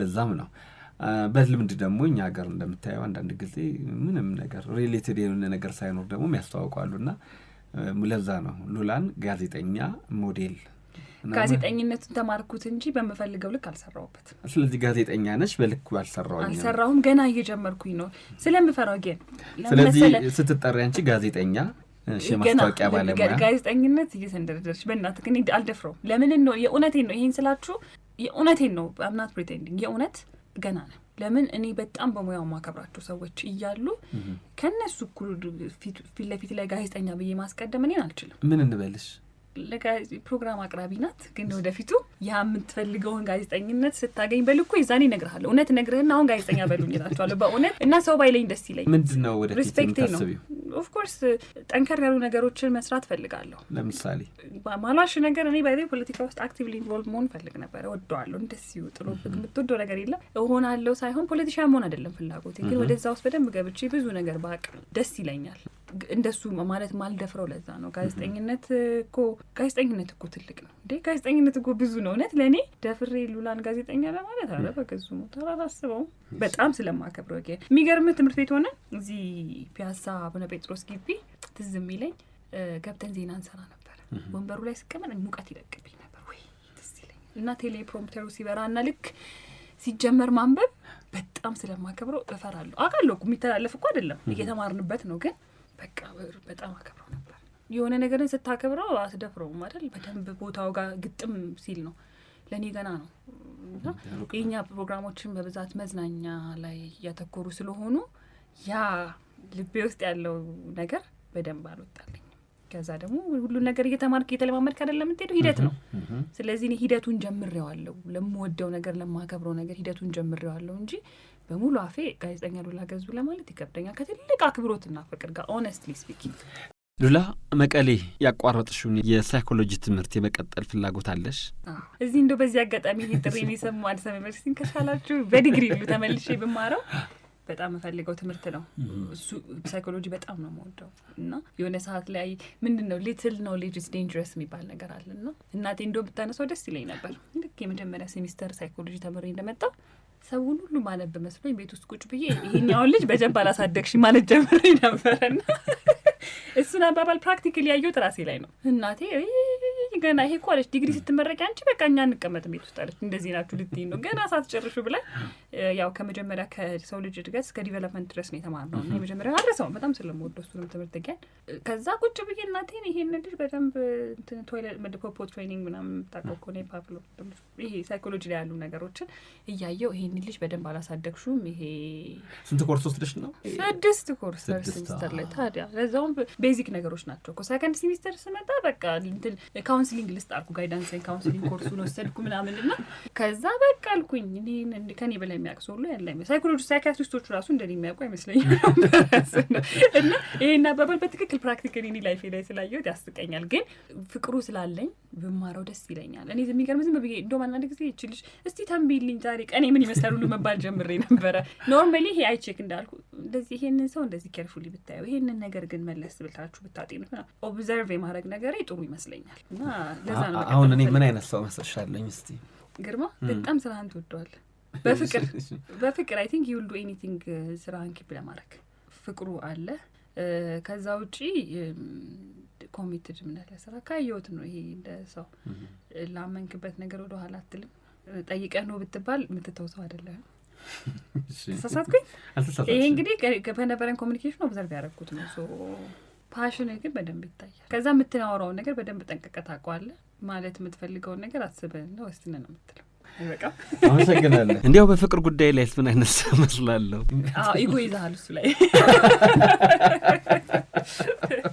ኢጎ ነው ከባድ ነው በጣም አመሰግናለሁ ሉላ እንዲያው ዛሬ ለደረስንበት ለቆምንበት መሰረቱ በየደረጃው ያሉ አስተማሪዎች ያበረከቱት አስተዋጽኦ ቀላል አይደለም እነዚህ መምህራኖች ዋጋቸው ምን ያህል ነው ዋጋ አላወጣላቸው ይሄንን ሁሌ ነው የምለው በዋጋ ከተመናቸው ያሳነስናቸው ይመስለኛል ለቤተሰቦቻችን ዋጋ እናወጣላቸዋለን የእናትሽ ዋጋ ስንት ነው የአባትሽ ዋጋ የልጅሽ ዋጋ ስንት ነው ቢባሉ ቤተሰቦቻችንን ዋጋ ሊያወጡልን አይችሉም እኛም የእናት አባቶቻችንን ዋጋ እናወጣ ብንል በዋጋ ልንተመናቸው አንችልም ስለዚህ እኔ መምህራኖቼ እንደዛ ናቸው እሺ ሉላ ቆይታችን እንዴት ነበረ?